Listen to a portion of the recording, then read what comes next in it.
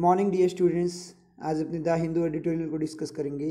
तो स्टार्ट करते हैं। इसकी हेडिंग को पढ़ना मतलब टाइटल वगैरह को पढ़ते हैं। Wrong priorities. रॉन्ग प्रायोरिटीज़ का प्रायोरिटी का मतलब होता है प्राथमिकता देना। रॉन्ग प्रायोरिटी का मतलब गलत वे में प्राथमिकता देना, मतलब गलत प्राथमिकता देना किसी चीज़ को।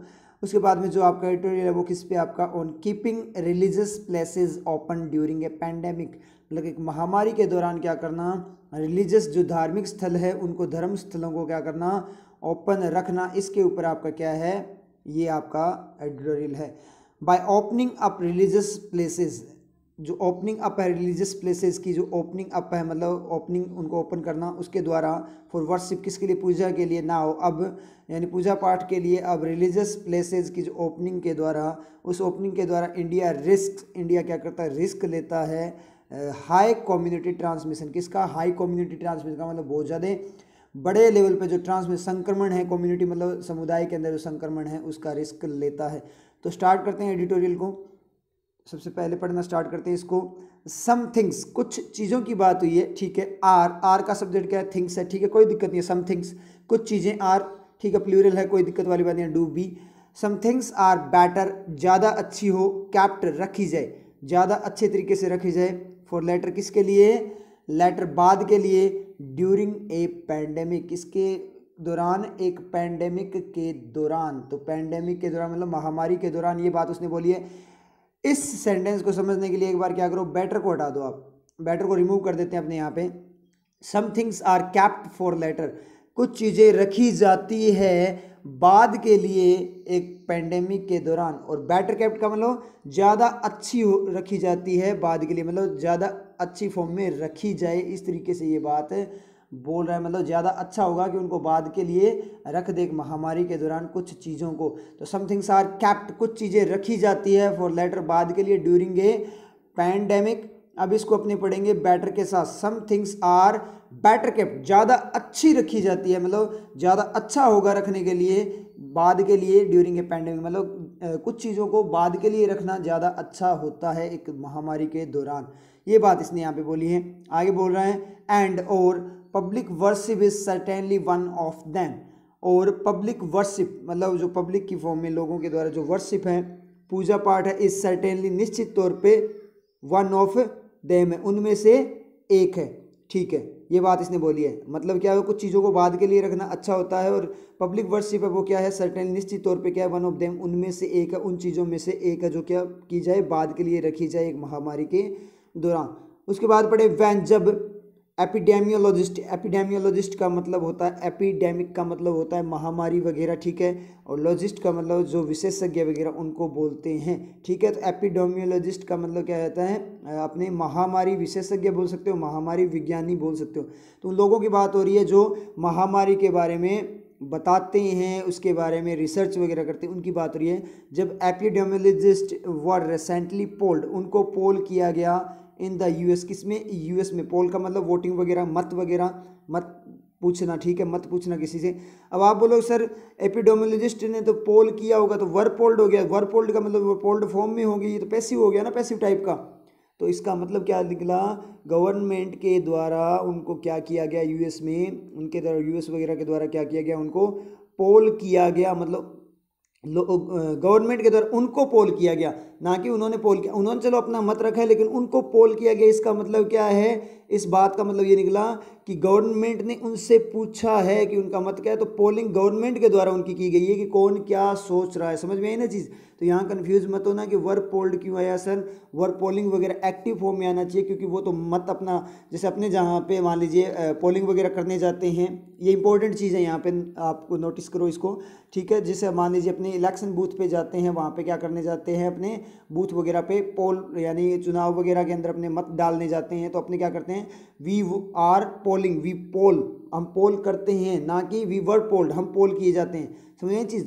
तो इस तरीके से अगर देखेंगे सर, उन लोगों को जो विशेषज्ञ हैं वो तो पोल मत देंगे, तो मत वो खुद मत कैसे हो जाएंगे। तो मतलब क्या निकला, इसका मतलब ये है कि गवर्नमेंट वगैरह उनसे उनकी राय, उनका मत पूछ रहा है कि आप इसके बारे में क्या सोचते हो।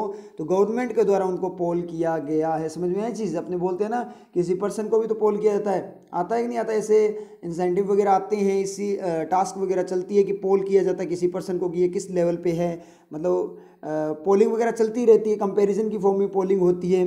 समझ में आई चीज़। तो वो क्या है, उसको बोलते हैं पोलिंग। इसका मतलब उन्हीं की पोलिंग की गई है गवर्नमेंट के द्वारा कि वो क्या सोचते हैं। तो when epidemiologist were recently, epidemiologist है ऐसे लगा हुआ, इसका मतलब क्या है, प्लूरल है, इसका मतलब वर आएगा, कोई दिक्कत नहीं है। रिसेंटली पोल्ड, उनको पोल किया गया इन द यूएस में। ऑन पर, किस पर पोल किया गया, ये ऑन का रिफ्लेक्शन आप देखोगे तो इन द यूएस को एक बार हटा दो, आपको ऑन का रिफ्लेक्शन मिल जाएगा। क्या, वर पोल्ड ऑन, इस बात पर उनको पोल किया गया, किस बात पर पोल किया गया, वैन, जब, they would think of, think of मतलब दे वुड थिंक ऑफ, वो सोचेंगे, ऑफ अटेंडिंग रिलीजियस सर्विस, किसका, रिलीजियस सर्विस को अटेंड करने का, धार्मिक जो सर्विस है उसको अटेंड करने का सोचेंगे। जब वो सोचेंगे, उस बात पर उनको पोल किया गया कि जब वो सोचेंगे, इस बात पर उनको पोल किया गया। अब थिंक अबाउट, आप बोलो सर थिंक अबाउट आना चाहिए था। थिंक अबाउट तो रिलीजियस सर्विस के बारे में सोचना, तो उससे रिलेटेड, अबाउट रिलेटेड को बताता है। मतलब किसी चीज़ के बारे में आप सोचते हो, मान लीजिए स्टडी के बारे में सोचते हो, तो स्टडी के बारे में आप सोचते हो, या सिलेक्शन के बारे में सोचते हो, तो सिलेक्शन के बारे में सोचते हो तो आप उसके लिए क्या करते हो, स्टडी वगैरह करते हो, उससे रिलेटेड चीज़ चलती है। और सिलेक्शन का ही सोचते हो, इसका मतलब आपके माइंड में ही सिलेक्शन है, पूरी की पूरी सोच ही सिलेक्शन की है।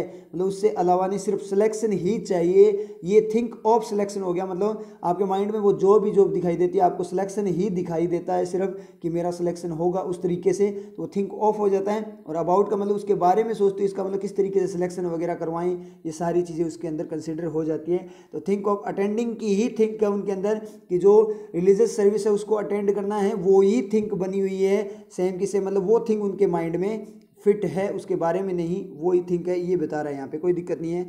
तो क्या हुआ, जब उनसे क्या किया गया, पोल किया गया, तो 43% ऑफ अबाउट 200 रेस्पोंडेंट क्या होता है आपका, जो प्रतिक्रिया दिखाते हैं। अब सर समझ में नहीं आया, ऑफ भी प्रीपोजिशन, अबाउट भी प्रीपोजिशन, अबाउट का मतलब के बारे में, तो दोनों प्रीपोजिशन साथ साथ, दो प्रीपोजिशन कैसे आ, सर ये तो एरर है। नहीं है एरर, क्योंकि अबाउट की आपको सारी वर्किंग आनी चाहिए। अबाउट की क्या क्या वर्किंग होती है, अबाउट की वर्किंग के बारे में भी बताओ। अबाउट की एक और वर्किंग होती है जो ऑलमोस्ट यानी लगभग को बताता है।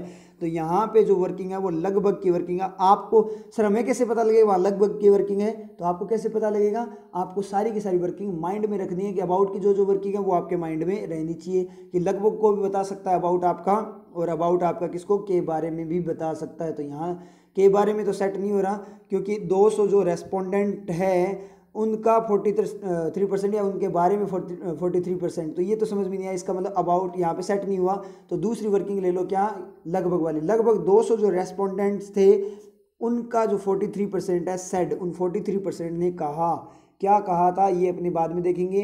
वर्किंग किस तरीके से होती है, मतलब आपको कि सर हमें कैसे पता लगे कौन सी वर्किंग है, तो आपको सारी वर्किंग माइंड में रखनी है, हर वर्किंग यूज़ करनी है। जो सेट ना हो, ठीक है, फिर उसको छोड़ दो, नेक्स्ट वाली जो वर्किंग है उसको यूज़ करके देखो। जैसे दैट की वर्किंग होती है, कि जो वह होती है, तो तीनों वर्किंग माइंड में रहनी चाहिए। आपको पहले की को चेक कर लेना, चाहे वह को कुछ किसी को कर लेना, पहले चेक, एक बार की को चेक करना है, वो सेट ना हो तो वह को चेक करना, वो सेट ना हो तो जो को चेक करना है।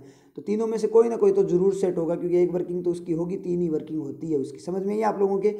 तो 43% जो लगभग 200 रेस्पोंडेंट्स थे जो प्रतिक्रिया देने वाले, जिनसे जवाबदेही वाले थे, मतलब जिनको जवाब देना था, उनमें लगभग 200 का 43% ने क्या कहा, दे वुड कंसिडर, वो कंसिडर करेंगे, मतलब ध्यान में लाएंगे, शामिल करेंगे, that in 3 months to a year, that consider that in 3 months, 3 महीने में, टू ए ईयर, या 1 साल तक, 3 महीने से 1 साल तक क्या हो, आपकी सर्विस स्टार्ट हो जाए, ये बात उन्होंने बोली। तो दैट की वर्किंग यहाँ पे बता दो। दैट की होगा क्या, वो कंसिडर करेंगे कि 3 महीने में और 1 साल, कंसिडर करेंगे 3 महीने में 1 साल, कोई मीनिंग नहीं आ रहा है यहाँ पे। उसके बाद में क्या बोल रहा है, जो तो यहाँ पे होगा ही नहीं। वो कंसिडर करेंगे जो 3 महीने में 1 साल, कोई मीनिंग नहीं आया। वो कंसिडर करेंगे वो वो क्या 3 महीने में या 1 साल में, वो क्या रिलीजियस सर्विस को, दैट यूज है आपका किसका, रिलीजियस सर्विस का। मतलब उन्हें बोला गया था ना कि अटेंडिंग रिलीजियस सर्विस के बारे में आपका क्या ख्याल है, तो उन्होंने बोला दे वुड कंसिडर दैट, मतलब इस बात को कंसिडर, मतलब जो रिलीजियस की जो अटेंडिंग है सर्विस की उसको कंसिडर करेंगे किसमें, 3 महीने से लेकर 1 साल में, या तो 3 महीने से 1 साल के बीच बीच में वो कभी भी रिलीजियस सर्विस को अटेंड कर सकते हैं, इस तरीके से उन्होंने बोला है। एंड और एन इक्वल नंबर सेड, एक इक्वल नंबर ने कहा नॉट फॉर 1 ईयर, सेड उन्होंने कहा 1 साल के लिए नहीं। अब क्या नहीं 1 साल के लिए, 1 साल के लिए रिलीजियस सर्विसेज नहीं, तो नॉट फॉर अपने आप रिफ्लेक्शन कहाँ से ले लेगा, आपका बैक रिफ्लेक्शन अटेंडिंग से ले लेगा, नॉट अटेंडिंग। तो आपका आएगा क्या आएगा, अगर मैं सेंटेंस को यहाँ कंप्लीट करूँ तो नोट के बाद में आपका क्या सेट हो जाएगा, not attending religious service for 1 year, not attending, या फिर थिंक ऑफ से भी जा सकता है, think of attending religious service, not think of attending religious service for 1 year, मतलब नहीं सोचेंगे 1 साल तक, वो 1 साल के लिए वो नहीं सोचेंगे रिलीजियस सर्विस को अटेंड करने का, ये बात उन्होंने बोली है। समझ में रिफ्लेक्शन कैसे लेता है, आप बोलो सर यहाँ नोट 4 वाला तो डायरेक्ट ही आ गया, इसमें तो कोई सेंटेंस ही नहीं है, क्यों नहीं है सेंटेंस, पूरा सेंटेंस है, बैक रिफ्लेक्शन ले रहा है, क्यों बोलकर देखो आप, इक्वल नंबर ने क्या कहा कि 1 साल के लिए नहीं, उन्होंने बोला 43% ने बोला, सोचने के बारे में पूछा तो उन्होंने बोला कि वो कंसीडर कर लेंगे इस बात को 3 महीने से लेकर 1 साल के बीच बीच में, और इक्वल नंबर ने क्या कहा 1 साल के लिए तो नहीं, डायरेक्ट 1 साल के लिए तो नहीं, डायरेक्ट रिफ्लेक्शन बैक रिफ्लेक्शन ले लेगा। तो इस तरीके से आजकल जो सेंटेंसेज होते हैं उनमें बैक रिफ्लेक्शन आता है और आपकी स्ट्रक्चर क्या हो जाती है, रॉन्ग हो जाती है। समझ में आ रही है। अब स्ट्रक्चर, अब इसलिए दिक्कत होती है कि सर मुझे स्ट्रक्चर कंप्लीट याद है, टेंसेज की सारी स्ट्रक्चर है याद, सारी की सारी याद कर रखी है, और टेंसेज सर मैंने पता नहीं कितनी बार टेंसेज कर लिए, फिर भी मुझे इंग्लिश समझ में नहीं आती। क्यों नहीं आती, क्योंकि स्ट्रक्चर आपकी फॉलो होती नहीं है, रिफ्लेक्शन पता नहीं क्या क्या कितने sentence, close, help make sentence, theme के सारे बहुत सारे सेंटेंसेज आ चुके हैं। इसलिए अगर आप स्ट्रक्चर रटकर चलोगे टेंसेज में तो आपका सिलेक्शन होने के चांसेस तो क्या है, आपको इंग्लिश समझ में भी नहीं आएगी। समझ में आई चीज़। अब आप बोलोगे सर नंबर कभी बोलता है क्या, नंबर कभी बोलता है क्या, सेड, तो नंबर का रिफ्लेक्शन कहाँ से है, नंबर का रिफ्लेक्शन कहाँ से है, 43% ऑफ अबाउट 200 रेस्पोंडेंट्स था ना, वहाँ से है। मतलब 43% ने तो इतना बोला, और इक्वल नंबर मतलब इक्वली नंबर जो 43% है उन्होंने क्या बोला है कि 1 साल के लिए नहीं। तो ए number of those respondents, an equal number of those respondents, 200 respondents, about 200 respondents, तो वहाँ से रिफ्लेक्शन ले लेगा। समझ में आई चीज़, रिफ्लेक्शन कैसे यूज़ होता है, इस तरीके से आजकल सेंटेंस में रिफ्लेक्शन होता है तो एरर नहीं होती। इसलिए स्ट्रक्चर को आपको छोड़ना ही पड़ेगा, चाहे कुछ भी कर लो।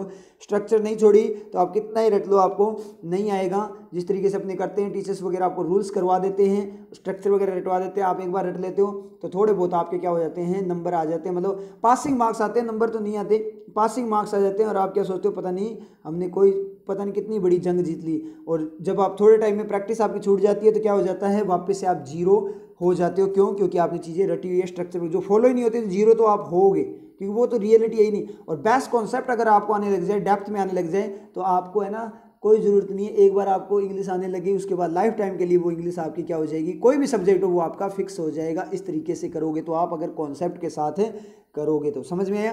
नेक्स्ट वन में चलें तो नेक्स्ट वन में उसने बोला है देयर क्वेश्चन, उनकी जो क्वेश्चन है, चेतावनी बोल सकते हो या सावधानी बोल सकते हो, चेतावनी ही बोल सकते हो यहाँ पे, मतलब विशेषज्ञ है तो वो तो क्या करेंगे, चेतावनी देंगे, सावधानी के फॉर्म में भी देख लेंगे। ऑन किस पर मास रिलीजियस गैदरिंग्स, गैदरिंग का मतलब क्या होता है, इकट्ठा होना, गैदरिंग्स का।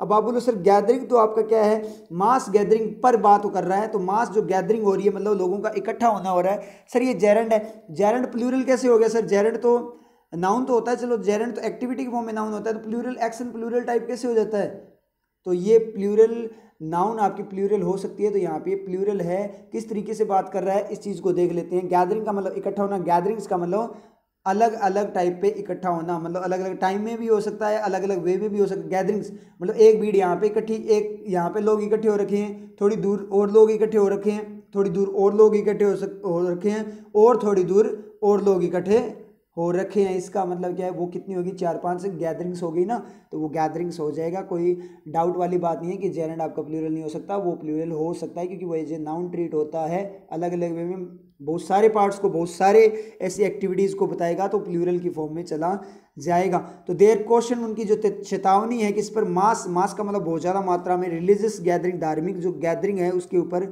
विच डू नॉट लैंड, जो लैंड नहीं करती, ठीक है, लैंड का मतलब किसी पे नहीं जाती, दैम सेल्स, खुद को, which do not lend themselves, मतलब ये दैम सेल किसके यूज हुए अपने देख लें, टू फिजिकल डिस्टेंसिंग, लैंड नहीं करती मतलब उसके ऊपर, उसके अनुसार नहीं होती, लैंड का मतलब किसी को लैंड करना, उधार देना भी होता है, और लैंड का मतलब उसके अकॉर्डिंग होना भी होता है। Which do not lend themselves, जो खुद को लैंड नहीं करती, उधार नहीं देती, किसकी तरफ, फिजिकल डिस्टेंसिंग की तरफ, मतलब लागू नहीं करती, अपनाती नहीं है किसकी, फिजिकल डिस्टेंसिंग की तरफ, कौन, मास रिलीजियस गैदरिंग। तो खुद को फिजिकल खुद को क्या है, फिजिकल डिस्टेंसिंग की तरफ कौन नहीं लैंड करता, कौन फिजिकल डिस्टेंसिंग को मतलब नहीं मानता, किसके कारण फिजिकल डिस्टेंसिंग की जो मान लीजिए यहाँ पे अवहेलना होती है, ठीक है, उसको वॉयलेट किया जाता है, तो किसमें, किसके द्वारा, उन देर, अगर अपने दैम सेल्स को इन देर के साथ लें तो देर किसके लिए यूज हुआ था, तो देर तो जिनकी चेतावनी है, किसकी चेतावनी है, उन विशेषज्ञों की चेतावनी है, और दैम सेल्स का मतलब वो फिजिकल डिस्टेंसिंग को नहीं मानते, विशेषज्ञ तो क्यों नहीं मानेंगे, वो तो चेतावनी दे रहे हैं, इसका मतलब दैम सेल्स यूज हुआ आपका किसके लिए,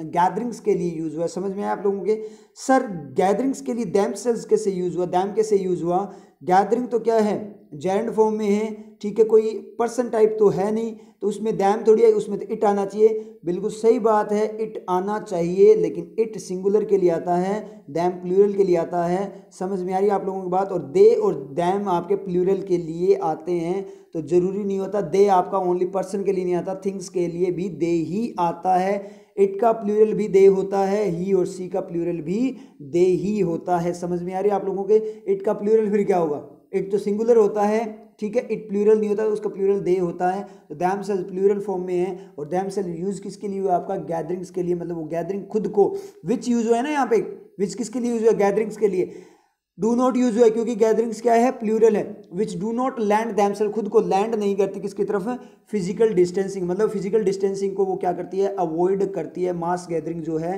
रिलीजियस फॉर्म में, धार्मिक फॉर्म में जो मास गैदरिंग होती है, एंड हैव, और हैव ए हिस्ट्री, और उनके पास क्या हिस्ट्री है। अब हैव आप बोलोगे कि सर एलिमेंट, हैव देखते ही आपके माइंड में क्या आता है, दो वर्किंग आती है, is a main action and the another wording is the element of perfection, if it is element of perfection then you should need a main action there.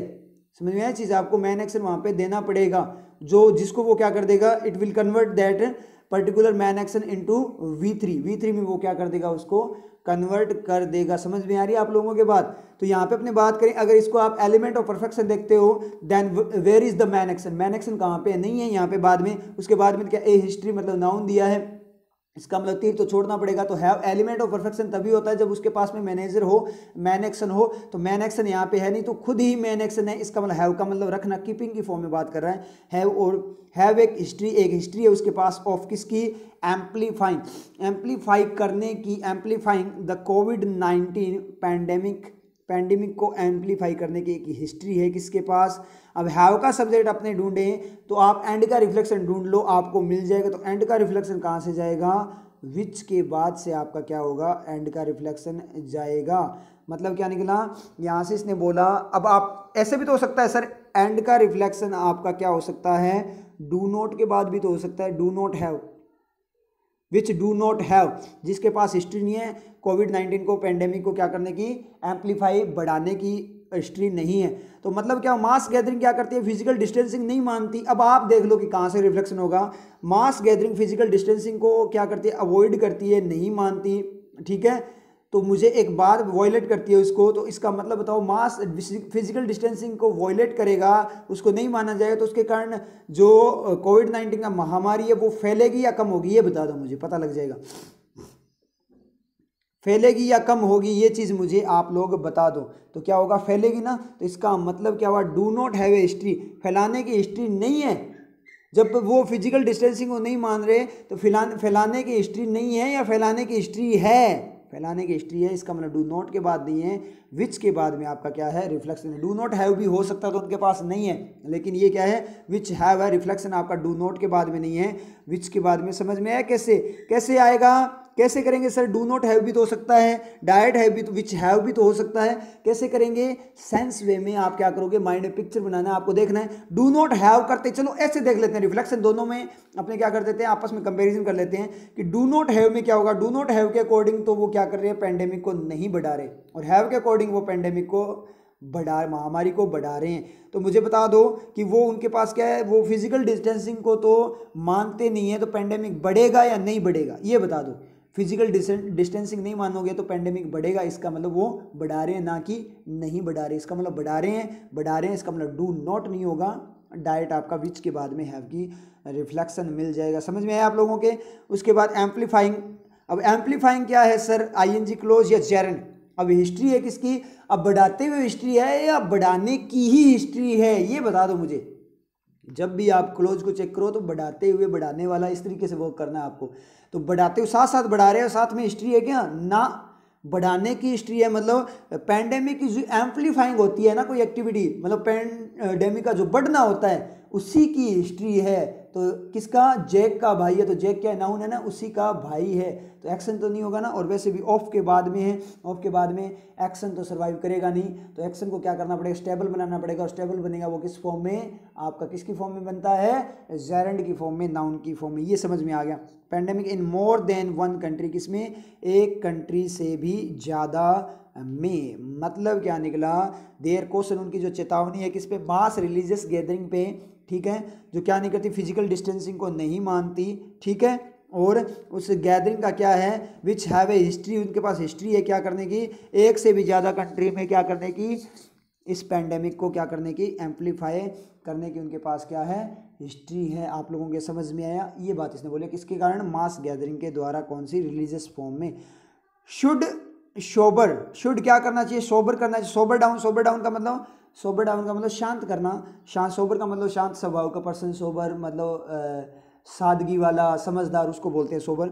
Should sober down governments, government को क्या करें, sober down करें, मतलब उनको शांत करें कि इसके लिए, दैट आर कीन, जो कि क्या कीन है, कीन का मतलब इच्छुक है, to open religious places early, जल्दी खोलने के लिए इच्छुक है, इन द अनलॉक फेज, किसमें, अनलॉक फेज में। तो दैट की वर्किंग यहाँ पे देखिए, दैट आर है, डू बी है, इसका मतलब क्या है, जो कितने हैं, और दैट यूज किसके लिए हुआ है, तो बता दो यहाँ से। चलो मीनिंग की फॉर्म में ढूंढो कि ओपन करना कौन चाहता है, गवर्नमेंट चाहती है ना, तो मतलब क्या है, गवर्नमेंट्स के लिए यूज है। गवर्नमेंट जो कि क्या चाहती है, ओपन करना जल्दी, अनलॉक फेज जो मतलब अनलॉकिंग जो हो रही है, लॉकडाउन को खत्म किया जा रहा है, उसके फेज में जल्दी जो खोलने की जो उनकी क्या है, इच्छुक है गवर्नमेंट, उसको क्या करना चाहिए, सोबर डाउन करना चाहिए। किसे सोबर डाउन करना चाहिए, शुड का सब्जेक्ट ढूंढ लो भाई, शुड का सब्जेक्ट कौन मिलेगा, देयर क्वेश्चन बचा हुआ था वो मिल जाएगा, अगर ना मिले तो ढूंढते चलो।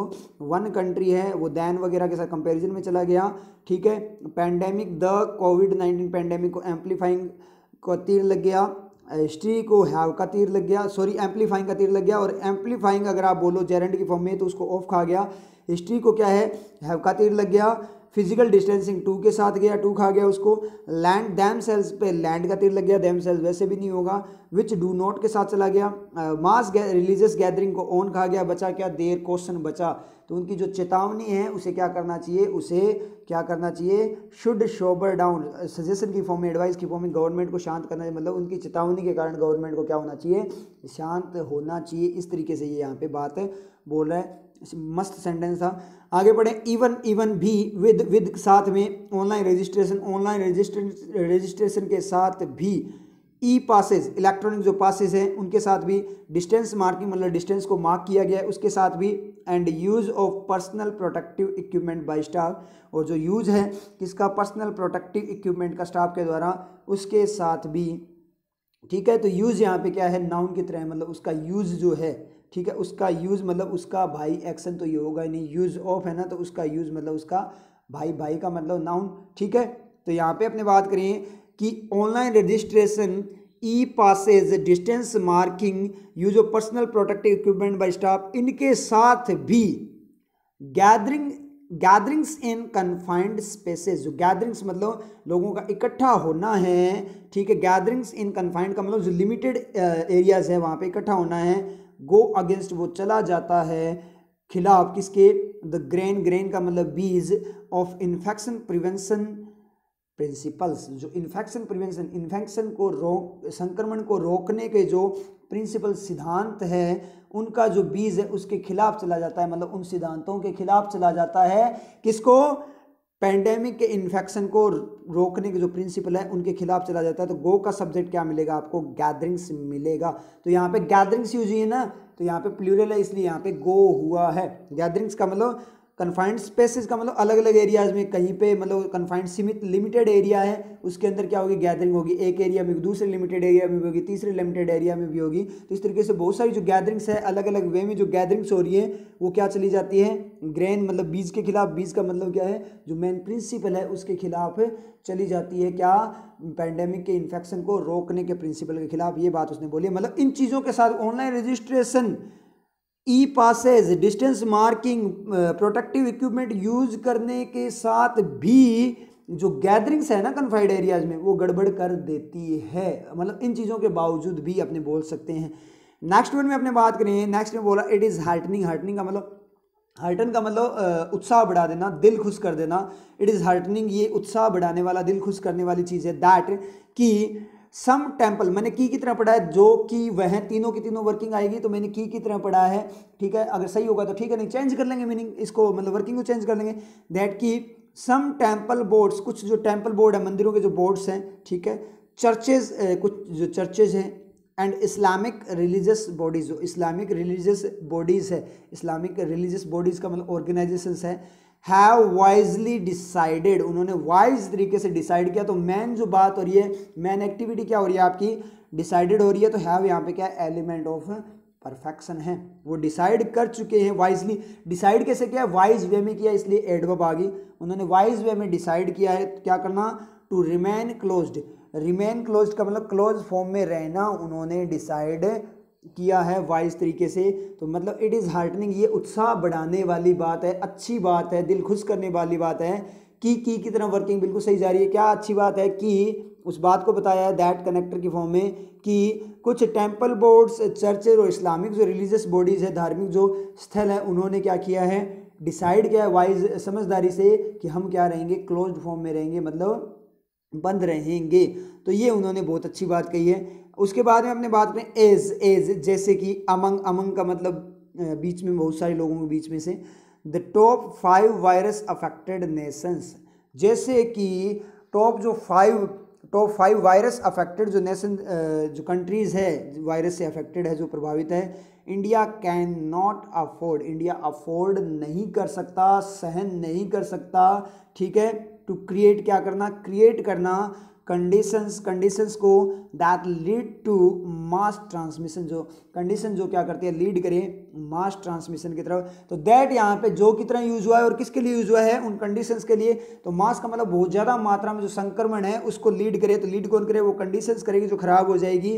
तो इसका मतलब डू लीड है, किसके लिए, कंडीशन के लिए यूज हुआ है। तो मतलब क्या निकला कि जैसे कि टॉप 5 कंट्रीज के बीच में है वो, मतलब टॉप 5 कंट्रीज में आ गया, अफेक्टेड कंट्रीज में। तो इस कंडीशन में इंडिया क्या नहीं कर सकता, अफोर्ड नहीं कर सकता ऐसी कंडीशन क्रिएट करना जिसमें ट्रांसमिशन बहुत ज़्यादा हो जाए। मतलब अफोर्ड नहीं कर पाएगा, इंडिया हैंडल नहीं कर पाएगा। क्यों नहीं कर पाएगा, क्योंकि इंडिया में इतनी फैसिलिटीज़ वगैरह नहीं है, हॉस्पिटल वगैरह किसी भी वे में मान लो इंडिया में फैसिलिटीज़ नहीं है। क्योंकि इंडिया में एक ही चीज़ है, वो क्या है, पॉलिटिक्स, ओनली पॉलिटिक्स। समझ में आई चीज़, कोई भी गवर्नमेंट हो वो सारी की सारी क्या है, पॉलिटिक्स है।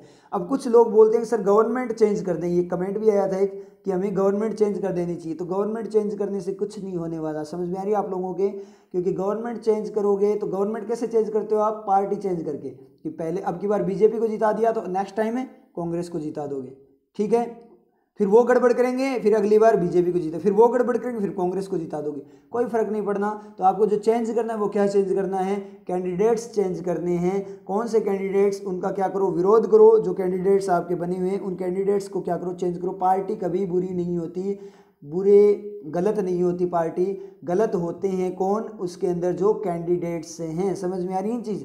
जैसे मान लीजिए अपने धर्मस्थल की बात, टेंपल वगैरह की बात कर लें, टेंपल, मस्जिद, गुरुद्वारे वगैरह की बात कर लें, तो अपने बात करें कि टेंपल क्या होता है, अपने अकॉर्डिंग टेंपल बहुत अच्छा होता है। टेंपल तो अच्छा होता है, लेकिन अगर उसके अंदर पुजारी है, ठीक है, जो पर्सन है उसको हैंडल कर रहा है वो घटिया हो तो उसमें टेम्पल क्या करेगा, अगर उसी को चेंज करके अच्छे वाला ले आए तो वो टेम्पल अच्छा बन जाएगा, अगर उसको चेंज कर वो चेंज होकर कोई खराब वाला आ जाए तो वो वापस से घटिया बन जाएगा टेम्पल।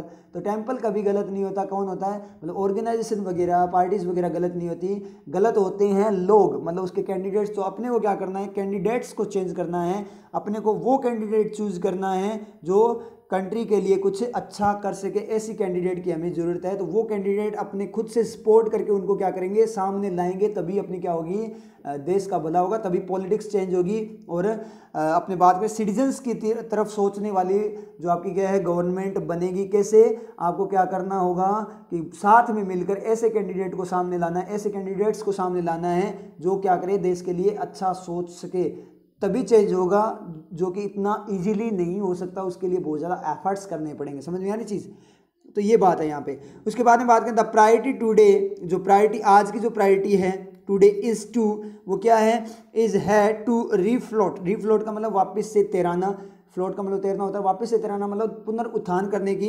एक क्रिपल्ड, किसका, क्रिपल्ड का मतलब क्या है, अपंग, अपंग का मतलब जिसके साथ गड़बड़ हो चुकी है, इकोनॉमी सेफली, सेफ वे में। तो आज की जो प्राथमिकता है वो क्या है, रीफ्लोट करना। क्रिपल्ड का मतलब जो खराब हो चुकी है अपनी इकोनॉमी, अर्थव्यवस्था, उसको रीफ्लोट, उसको पुनरुत्थान करने की आवश्यकता है। वाइल, जबकि पोस्टपोनिंग, क्या करते हुए, पोस्टपोन करते हुए, स्थगित करते हुए, ऑल ऑप्शनल एक्टिविटीज, सारी की सारी ऑप्शनल एक्टिविटीज़ को टू ए टाइम, एक टाइम की तरफ, वैन, जब there is better disease control, जब क्या हो, बेटर डिजीज कंट्रोल हो, उस टाइम।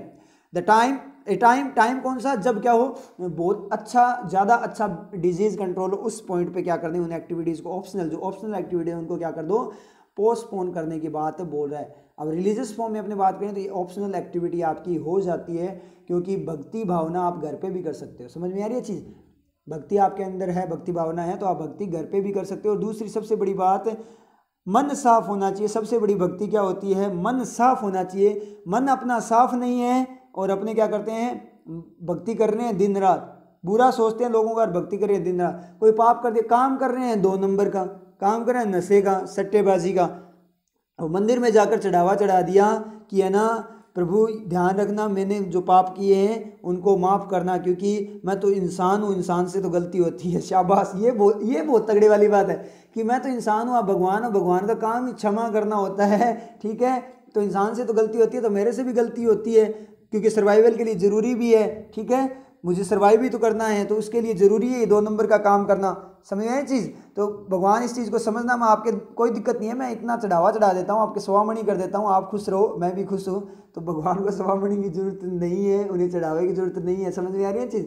ये लोग क्या करते हैं, ऐसे काम करते हैं, गलत काम करते हैं, बेईमानी करते हैं, और लास्ट में जाकर क्या करते हैं, उनका एक मेथड होता है कि बेईमानी करो और उसके बाद में क्या करो, पूजा पाठ कर लो, तो अपना क्या हो जाता है, मन क्या, जो जितनी बेईमानी पाप है वो सारा का सारा धुल जाता है। या गंगा स्नान करके आ जाओ हरिद्वार वगैरह में, तो ऐसा कुछ नहीं होता। रियलिटी होते पाप पुण्य जो होता है वो आपके मन से, आपके कर्मों से होता है, ऐसे करने से कुछ नहीं होगा। समझ में आ रही है ना चीज़। इस तरीके से लोग क्या करते हैं, काम करते हैं। और उसके बाद क्या बोल रहे हैं, सर सर्वाइवल, सर क्या भगवान सर्वाइवल के लिए क्या चाहिए, हमें सर्वाइवल के लिए ऐसा काम कर रहे हैं, 2 नंबर का काम कर रहे हैं, क्योंकि हमें क्या एसी भी चाहिए, बड़ी गाड़ी भी चाहिए। तो सर्वाइवल बड़ी गाड़ी नहीं होता, सर्वाइवल होता है कि 2 टाइम का खाना मिल जाए, अच्छे से आपकी लाइफ अच्छे से स्पेंड हो, आपकी फैमिली खुश रहे, आपस में प्यार बना रहे, वो होता है अच्छे से सर्वाइवल। अच्छी ज़िंदगी वो होती है विदाउट टेंशन वाली, अच्छे से आप मस्त, आपका काम चल रहा है, वो होता है। फरारी लेकर आना सर्वाइवल नहीं होता। समझ में आया, 2 नंबर का काम क्यों कर रहे हैं, भगवान फरारी चाहिए इसलिए कर रहे हैं, इसलिए फरारी के लिए हम क्या कर रहे हैं, 2 नंबर का काम कर रहे हैं। हमें माफ़ करना है, हम सर्वाइवल करना चाहते हैं, क्योंकि दुनिया में सभी के पास है आजकल,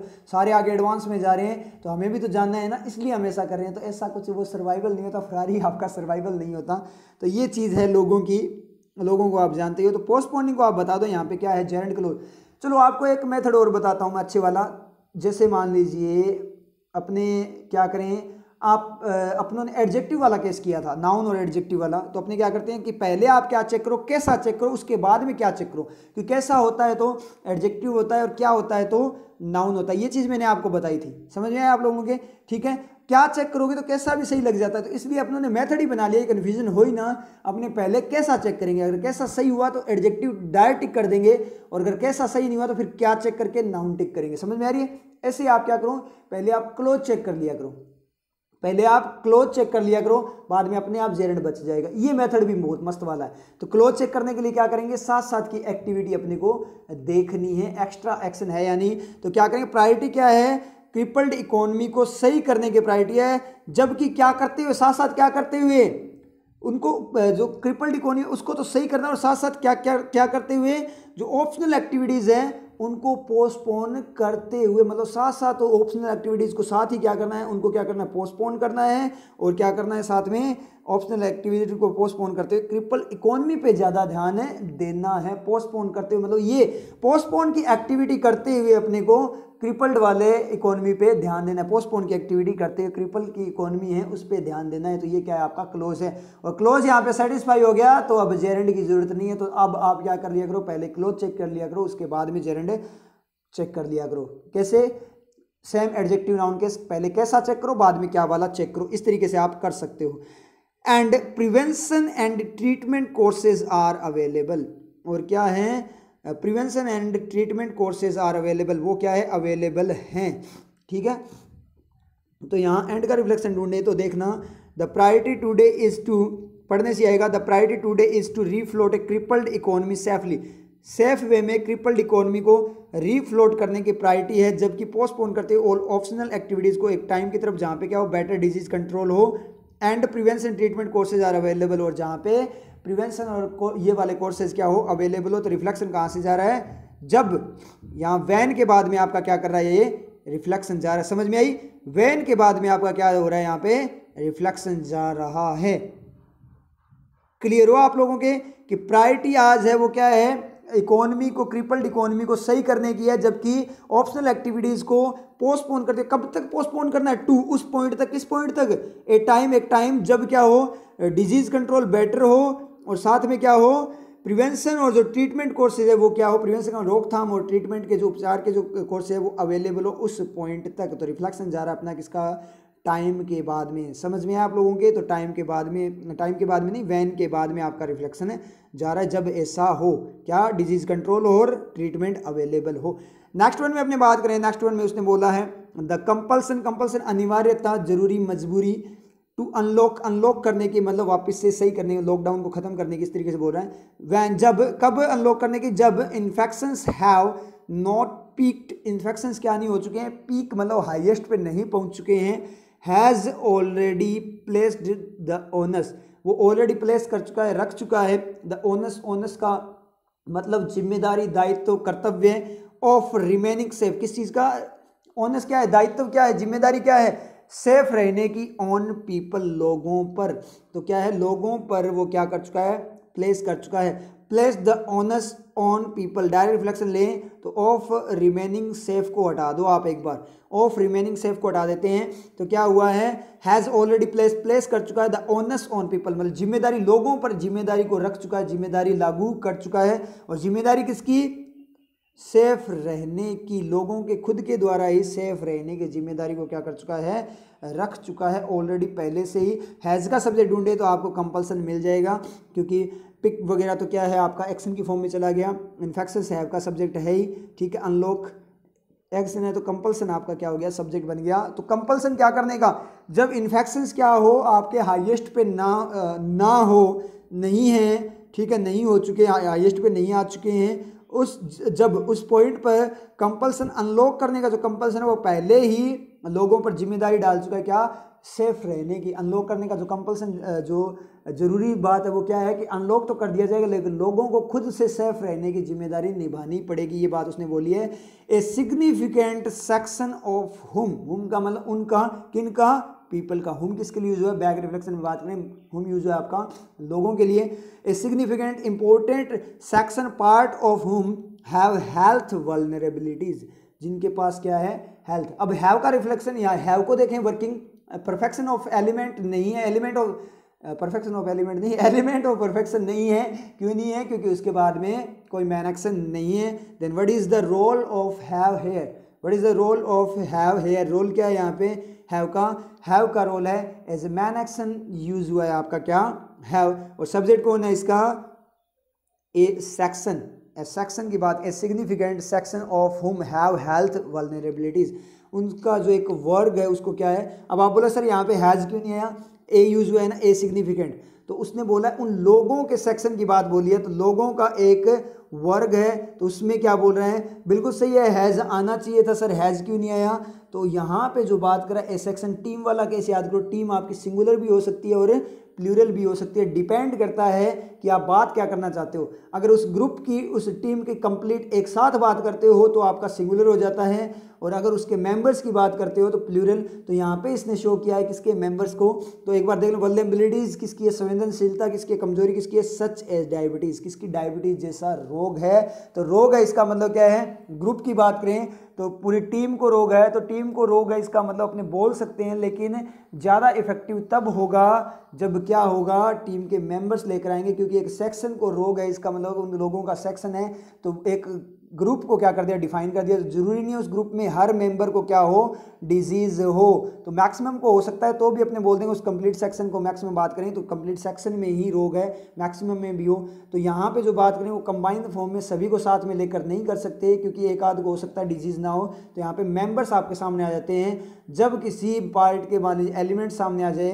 जैसे हमने बात करें अनार की बात कर पाए, अपने पोमीग्रेनेट की, अनार की बात करें तो उसके अंदर क्या होता है, उसके बीज वगैरह बाहर निकल जाते हैं, तो उसके बीज एक होता है, अनार एक होता है लेकिन उसके बीज बहुत सारे होते हैं, मतलब मेंबर्स जब बाहर निकल जाते हैं, परफॉर्मेंस दिखाने लग जाते हैं, तो वो चीज़, जैसे टीम की बात करें तो टीम एक ही है, कोई दिक्कत नहीं है, लेकिन जब उसके मेंबर्स परफॉर्मेंस दिखाने लग जाते हैं, जब मेंबर्स की बातें चलने लग जाती है, हर पर्टिकुलर पर्सन की 1 बाय 1 बातें चलने लग जाती है, तो प्लूरल बन जाता है, मेंबर रोल में आ जाते हैं। तो यहाँ पे बात करें उस सेक्शन के मेंबर्स, उन लोगों के सेक्शन के अंदर जो लोग हैं उनकी बात बोल रहा है, तो हैव में कोई दिक्कत नहीं है, ए लगने के बाद में भी कोई दिक्कत नहीं है। समझ में आ रही है ना चीज़, हैव में कोई दिक्कत नहीं होगी, सब्जेक्ट यही है आपका सेक्शन। हम हैव हेल्थ वल्नरेबिलिटीज, मतलब लोगों की बात कर रहा है, 1 बाय 1 तरीके से बात कर रहा हो, चाहे उनके मेंबर्स की बात कर रहा हो।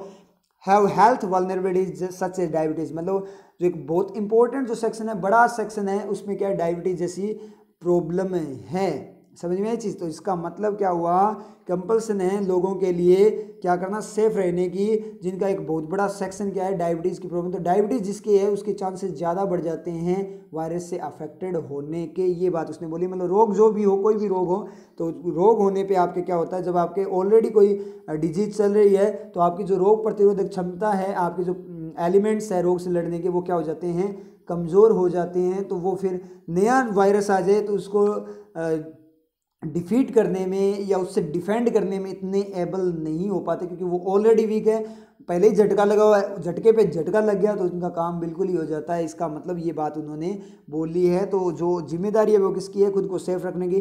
Going by, go by, going by का मतलब किसी के द्वारा जाते हुए, मतलब किसी बात के द्वारा जा रहे हैं अपने, ठीक है, मतलब आगे बढ़ रहे हैं, किसी के द्वारा आगे बढ़ रहे हैं, मतलब उसके अनुसार आगे बढ़ रहे हैं। समझ में ये चीज़, गोइंग बाय समवन, हम किसी के द्वारा आगे बढ़ रहे हैं, मतलब वो हमने वो सपोर्ट कर रहा है, तो वो उनके द्वारा ही अपने आगे बढ़ रहे हैं, मतलब इंग्लिश सीख रही हैं। जैसे मान लीजिए किसी के द्वारा इंग्लिश सीख रहे हैं, गोइंग बाय मतलब उस टीचर ने आपको बोल दिया, जैसे मैंने आपको बोल दिया कि आपको ये पाथ फॉलो करना है, इस रास्ते से जाना है, तो आप गोइंग बाय दैट पाथ, उसी पाथ के द्वारा जा रहे हो, इसका मतलब उस पाथ के अनुसार ही जा रहे हो, उस टीचर के, उस गाइड के अनुसार ही आप आगे जा रहे हो। तो गोइंग बाय ICMR, जो ICMR है अपना जो इंस्टीट्यूट है आपका किसका, मेडिकल रिसर्च का, ठीक है, उसकी बात कर रहा है। लिंक्ड स्टडीज़ मतलब उन स्टडीज़ के द्वारा जाते हुए, मतलब उस स्टडीज़ के अनुसार। गोइंग यहाँ पे वैसे बात करें तो यहाँ पे आपका क्लोज चला जाए कोई दिक्कत नहीं है, लेकिन यहाँ मीनिंग इसका क्या होता है, अकॉर्डिंग टू होता है। समझ में आया ना कैसे होता है, गोइंग बाय पूरा पढ़ लो और समझ में। ICMR लिंक्ड स्टडीज़, उससे के द्वारा, उसके साथ जो लिंक जुड़ी हुई जो स्टडीज़ है उसके द्वारा जाते हुए द डिजीज़ बर्डन, जो डिजीज़ बर्डन है फॉर किसके लिए, डायबिटीज़ अलोन, केवल डायबिटीज़ के लिए, हैज़ ग्रोन, बर्डन मतलब प्रेशर जो है डिजीज़ का वो बढ़ चुका है, हैज़ का सब्जेक्ट है, डिजीज़ बर्डन बढ़ चुका है, क्योंकि डायबिटीज़ अलोन को तो कौन खा गया, 4 खा गया, हैज़ ग्रोन 80% सिंस 1990 से लेकर अब तक कितना बढ़ चुका है, 80% तक आपका क्या बर्डन है डिजीज़ का बढ़ चुका है। कौन सा, डायबिटीज़ वाला, जो डायबिटीज़ वाला जो है वो आपका इतना बढ़ चुका है। क्यों बढ़ चुका है भाई, क्योंकि अब जो खाना पीना है वो क्या नहीं रहा, इतना ज़्यादा हेल्दी नहीं रहा, और फास्ट फूड वगैरह ज़्यादा बढ़ चुके हैं। तो फास्ट फूड के कारण, जो अपने फास्ट फूड खाते हो ना आप लोग, तो फास्ट फूड के कारण तो डायबिटीज़ के चांसेस और बढ़ जाते हैं, क्योंकि उनमें बहुत नेगेटिव एलिमेंट्स होते हैं, बहुत ज़्यादा बॉडी को डैमेज पहुँचाते हैं। इसलिए फास्ट फूड खाना बंद ही कर देना चाहिए। और कई बार क्या होता है, मन हो जाता है तो कभी कभी खा लिया करो, ऐसे डेली नहीं, डेली गोलगप्पे खा रहे हो, डेली नहीं खाने, समझ में आए चीज़, तो कभी कभी उन फास्ट फूड्स को खा लिया करो इस तरीके से, अगर मन हो तो। वैसे तो ख़त्म कर दे, बिल्कुल ही खाना बंद कर दें तो बहुत ही अच्छी बात है, बॉडी का डैमेज होगा ही नहीं, लेकिन आप रहते थोड़ी हो कहने से, समझ में आए चीज़। Going by ICMR linked studies, तो इसका मतलब उस स्टडी के अनुसार, गोइंग बाय उस स्टडी के द्वारा जाते हुए पता क्या लगा है कि बर्डन बहुत ज़्यादा बढ़ चुका है। मतलब उस स्टडी के अनुसार अगर अपने बात करें तो बर्डन आपका 80% तक क्या हो चुका है, ग्रो कर चुका है, बढ़ चुका है। हाईलाइटिंग क्या करते हुए, हाईलाइट करते हुए, अगर स्टडी के अनुसार इतना बढ़ चुका है, क्या करते हो, हाईलाइट इंपॉर्टेंट पॉइंट नोट करते हुए, द इनॉर्मस, इनॉर्मस का मतलब बहुत ज़्यादा मात्रा में, इनॉर्मस रिस्क, बहुत बड़ा risk of virus exposure, exposure का मतलब प्रदर्शन, वायरस एक्सपोज हो गया मतलब सामने आ गया, मतलब बढ़ चुका है, फैलना, वायरस के फैलने का इनॉर्मस रिस्क को हाईलाइट करते हुए, तो ING क्लोज है, करते हुए बोल रहे हैं ना, मतलब क्या हुआ, उसकी स्टडी के अनुसार जो डिजीज़ बर्डन है किसका, डायबिटीज़ का, वो ग्रो हो चुका है 80% तक, हाईलाइट करते हुए, साथ में मतलब 80% तक ग्रो हो चुका है, और साथ में 80% तक ग्रो होना क्या करते हुए, हाईलाइट कर रहा है, ग्रो होना ही, वो बर्डन है ना 80% तक ग्रो होना, वो बर्डन ही हाईलाइट कर रहा है, क्या कर रहा है, पॉइंट को हाईलाइट कर रहा है, उस चीज़ पे फोकस बढ़ा रहा है, उस रिस्क पे, वायरस के एक्सपोजर के रिस्क पे, मतलब डायबिटीज़ का रिस्क बढ़ चुका है तो वायरस का रिस्क भी बढ़ जाएगा, क्योंकि चांसेस बढ़ जाते हैं वायरस के अफेक्ट करने की। डायबिटीज़ जब ज़्यादा हो गई, इसका मतलब लोग वल्नरेबल ज़्यादा हो गए, ठीक है, उनके जो एलिमेंट्स है, डिफेंडिंग एलिमेंट्स है जो डिजीज़ से, वो कमज़ोर हो गए, तो रिस्क भी आपका बढ़ गया। तो हाईलाइटिंग आपका ING क्लोज है। नेक्स्ट में अपने बात करें, मिलियंस ऑफ सच सिटीजन्स, लाखों में 10 लाख होता है मिलियन, वैसे मिलियंस की अपने बात करें, लाखों में सच ऐसे सिटीजन्स, ऐसे कौन से डायबिटीज़ वाले ना हो, अब वो फेस करते हैं, सामना करते हैं एग्रेवेटेड, एग्रेवेटेड का मतलब भड़का हुआ, बहुत हाई लेवल का, गुस्से वाला, कम्युनिटी ट्रांसमिशन संक्रमण को फेस करते। एग्रेवेटेड का मतलब बहुत हाई लेवल का जो संक्रमण है, मतलब प्रॉब्लमेटिक जो संक्रमण है, भड़का हुआ जो संक्रमण है, उसको फेस करते हैं ऐसे सिटीजन्स, नागरिक कौन से, जिनके डायबिटीज़ की प्रॉब्लम है। ये चीज़ अपने यहाँ तक समझ में आई। आगे अपने बात करें, आफ्टर परस्यूइंग ए लॉकडाउन स्ट्रेटेजी, आफ्टर परस्यू करने के बाद, ए लॉकडाउन स्ट्रेटेजी को परस्यू करने के बाद, strategy that had low impact, जिसका इम्पैक्ट बहुत कम है, ऑन किस पर, on the infection curve, infection का जो कर्व है, जो इन्फेक्शन का कर्व बढ़ रहा है ना, कर्व कैसे, जैसे मान लीजिए अपनी बात करें, इन्फेक्शन ऐसे बढ़ता ही जा रहा है इन्फेक्शन का कर्व, तो उसके ऊपर क्या है, अब स्ट्रेटेजी का इफेक्ट तो होना चाहिए था कि इसको क्या कर देते, कम करते इन्फेक्शन को क्या करते, कॉन्स्टेंट कर देते, और उसके बाद में क्या हो जाता, धीरे धीरे डिक्रीज कर देते, लेकिन हुआ क्या, उस पर इफेक्ट हो ही नहीं रहा, बहुत कम इफेक्ट है उसके ऊपर, इम्पैक्ट है। तो दैट यूज हुआ, जो कितने हैं, डिड हैव है ये आपका, ठीक है, डिड हैव है लो इम्पैक्ट, और हैड यहाँ पे क्या है, जो डिड हैव में हैव है वो एलिमेंट ऑफ परफेक्शन नहीं है, क्योंकि है उसके पास, हैड ए कार की तरह यूज हुआ है, क्योंकि आगे कोई मैन एक्शन है नहीं, इसका as a main action use हुआ है। डिड हैव, डिड के बाद जो हैव यूज हुआ है वो एज ए मैन एक्शन है। That had low impact on the infection curve, जिसका इन्फेक्शन कर्व पे बहुत कम इम्पैक्ट, किसका, लॉकडाउन स्ट्रेटेजी का, लॉकडाउन की जो रणनीति, जो स्ट्रेटेजी था, उसका इम्पैक्ट बहुत कम है। बट मैनी नेगेटिव आउटकम्स, लेकिन बहुत सारे नेगेटिव रिजल्ट्स, आउटकम मतलब परिणाम मुझे समझ नहीं आया, मुझे बिल्कुल भी समझ में नहीं आया कि सर बैट यूज़ हो गया, मैनी नेगेटिव आउटकम्स यूज़ हो गया, तो यहाँ से तो कोई सेंटेंस ही नहीं बना कि मैनी नेगेटिव आउटकम्स को कौन क्या करेगा, सेटिस्फाई करेगा, कि बट तो नया सेंटेंस बताता है ना, बट नया सेंटेंस नहीं बताता, बट की वर्किंग एंड की जैसी होती है, समझ में आया चीज़, बट की वर्किंग भी एंड की वर्किंग की जैसी होती है, एंड कनेक्ट करता है दो चीज़ों को, और बट आपका क्या करता है, कॉन्ट्रैरी को शो करता है। तो मतलब अगर सर फिर तो ये बात है कि एंड की तरह इसकी वर्किंग है, मतलब काम वैसे करता है, मतलब वैसे वर्किंग वैसी नहीं है, मतलब एंड का काम अलग है और इसका काम अलग है। मतलब जिस तरीके से बात में एंड की तरह ही यूज़ होता है, जैसे एंड को यूज़ करते हैं जिस तरीके से जोड़ने के लिए, उस तरीके से ये कॉन्ट्रेरी में जोड़ने के लिए यूज़ होता है। तो सर अगर ये बात एंड की तरह है तो ये सेंटेंस मेरे तब समझ में आ जाए जब मुझे इससे बट का रिफ्लेक्शन मिल जाए, जैसे मैं एंड का रिफ्लेक्शन ढूंढता हूँ। बिल्कुल सही बात आप लोगों की। अगर आपको बट का रिफ्लेक्शन मिल जाए तो आपको ये सेंटेंस भी समझ में आ जाए। चलो चलते हैं बट का रिफ्लेक्शन ढूंढने, जैसे एंड का ढूंढते हैं वैसे कैसे ढूंढेंगे। जो पार्ट बट के बाद में है उसको रखते जाएंगे जहां से रिफ्लेक्शन लेना है, वैसे जैसे एंड में करते हैं। तो यहाँ एंड का भी रिफ्लेक्शन ढूंढने की वर्किंग दोबारा से आपके क्लियर हो जाएगी, और बट के साथ में भी मतलब मेन जो रिफ्लेक्शन की वर्किंग है ना वो समझ में आ जाएगी। एंड वगैरह छोड़ो, एंड का रिफ्लेक्शन बट का मेन रिफ्लेक्शन की वर्किंग आ जाएगी। तो उसके बाद में चाहे एंड हो, चाहे और हो, चाहे बट हो, चाहे वाइल हो, कुछ भी हो, आप अपने आप कर लोगे रिफ्लेक्शन की वर्किंग। शुरू हो जाओ भाई कर्व के बाद में, कर्व के बाद सॉरी इन्फेक्शन के बाद में। इन्फेक्शन के बाद में तो नहीं होगा, क्योंकि इन्फेक्शन कर्व तो क्या है, कंप्लीट एक नाउन है। इन्फेक्शन उसका एडजेक्टिव है कर्व का। इन्फेक्शन के कर्व की बात कर रहे हैं, वक्र की बात कर रहा है। कर्व का मतलब वक्र होता है हिंदी में, ठीक है, तगड़े वाला है ना। द होगा नहीं, द इसके पूरे के लिए यूज है। ऑन के बाद देख लेते हैं तो क्या बोलेगा, दैट से शुरू करो। जो स्ट्रेटेजी, स्ट्रेटेजी बोल दो। Strategy had low impact, strategy का इम्पैक्ट कम है, लो इम्पैक्ट ऑन। यहां से देखेंगे तो ऑन के बाद में अपने को क्या ऐड करना है, ऑन के बाद में किसको ऐड करना है, बट वाली बात को ऐड करना, मैनी नेगेटिव आउटकम्स को। That had low impact on, result पे कम, नेगेटिव जो रिजल्ट आ रहा है उस पर कम इम्पैक्ट है। अब पढ़ना भाई इस बातों को, जो नेगेटिव इम्पैक्ट आ रहे हैं उस पर कम क्या है इसका इम्पैक्ट है, नेगेटिव रिजल्ट आ रहे हैं उस पर कम इम्पैक्ट है। सर सही तो जा रहा है, स्ट्रेटेजी का नेगेटिव रिजल्ट आ रहे हैं उस पर कम इम्पैक्ट है। पढ़ कर देखो एक बार दोनों बातों को। पहले क्या बोला है, दोनों बातें लेनी। अब इन्फेक्शन के कर्व पे कम इम्पैक्ट है और नेगेटिव रिजल्ट आ रहे हैं उस पर कम इम्पैक्ट है। कोई मीनिंग आ रहा है क्या? या फिर ऐसे इन्फेक्शन के कर्व पे क्या है, कम इम्पैक्ट है, ठीक है, इसीलिए नेगेटिव आउटकम्स आ रहे हैं, ना कि उस पर इम्पैक्ट है। नेगेटिव आउटकम पे इम्पैक्ट थोड़ी होगा। नेगेटिव आउटकम आई किस रहा है, किस लिए रहा है, क्योंकि कर्व पे इम्पैक्ट कम है। तो हो गया गलत। ऑन के बाद लो इम्पैक्ट तो क्या है, ऑन इम्पैक्ट के बाद में देख लेते हैं। इम्पैक्ट के बाद में हर पॉइंट के बाद में देखना है। ऑन के बाद देख चुके हैं, इम्पैक्ट के बाद में had low impact many negative outcomes.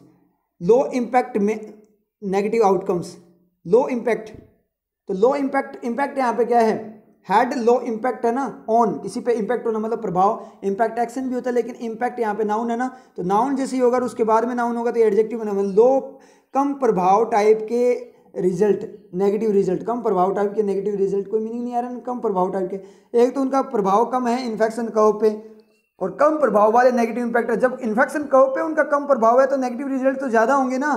तो ये भी अपना क्या हो गया, गलत हो गया भाई, समझ में नहीं है, ये तो गलत हो गया, मीनिंग नहीं ले रहा। लो इम्पैक्ट दोनों साथ साथ है, क्योंकि इम्पैक्ट कैसा है, लो है, तो अपने यहाँ पे नहीं कर पाएंगे, करके देखना, देख लो।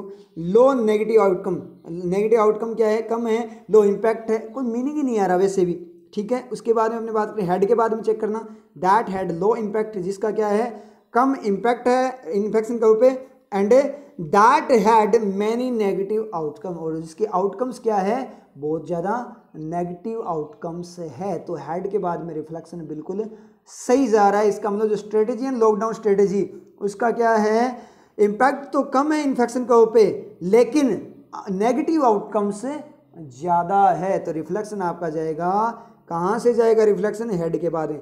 मिला रिफ्लेक्शन कैसे ढूंढते हैं, और बट की वर्किंग कैसे होगी, कि इम्पैक्ट तो कम है लेकिन आउटकम ज़्यादा है। समझ में आ रही है चीज़, इस तरीके से वर्किंग होगी। तो इस परस्यूइंग का मतलब लॉकडाउन स्ट्रेटेजी परस्यू करने के बाद, उसको लागू करने के बाद, लेने के बाद, खोज करना, लेना, लेने के बाद, उसको यूज़ करने के बाद, इंडिया नीड्स, इंडिया को आवश्यकता है, टू क्या करने का, ड्रॉ अप करने का, तैयार करने का, इट्स अनलॉक प्रायोरिटीज़ केयरफुली, इसकी अनलॉक प्रायोरिटीज़ को केयरफुल वे में तैयार करने का उनके पास क्या है, आवश्यकता है। क्योंकि जो लॉकडाउन स्ट्रेटेजी है उसके कारण तो इम्पैक्ट तो कम हुआ कर्व पे, इन्फेक्शन वाले पे, लेकिन नेगेटिव रिजल्ट ज़्यादा आ गए। तो इस बात के, इस काम के बाद में, इस परस्यूइंग के बाद, लॉकडाउन जो उन्होंने परस्यू किया था उसके बाद में इंडिया को आवश्यकता क्या करने की, प्रायोरिटीज़ को अनलॉक करने की। जो क्या पहले प्रायोरिटी देने में, कि पहले क्या अनलॉक हो, बाद में क्या अनलॉक हो, धीरे धीरे अनलॉकिंग जो हो रही है उसको तैयार करने की, केयरफुल वे में तैयार करने की जरूरत है। क्योंकि स्ट्रेटेजी तो उनकी, जो लॉकडाउन वाली स्ट्रेटेजी थी वो तो उनकी फेल हो चुकी है। ये बात उसने बोले। परस्यूइंग को देखूँ तो मैं यहाँ पे क्या होगा, परस्यू क्लोज को देखना, मतलब परस्यू करते हुए मतलब यूज करते हुए, लॉकडाउन स्ट्रेटेजी को यूज करते हुए के बाद या करने के बाद मिल जाएगा डायरेक्ट।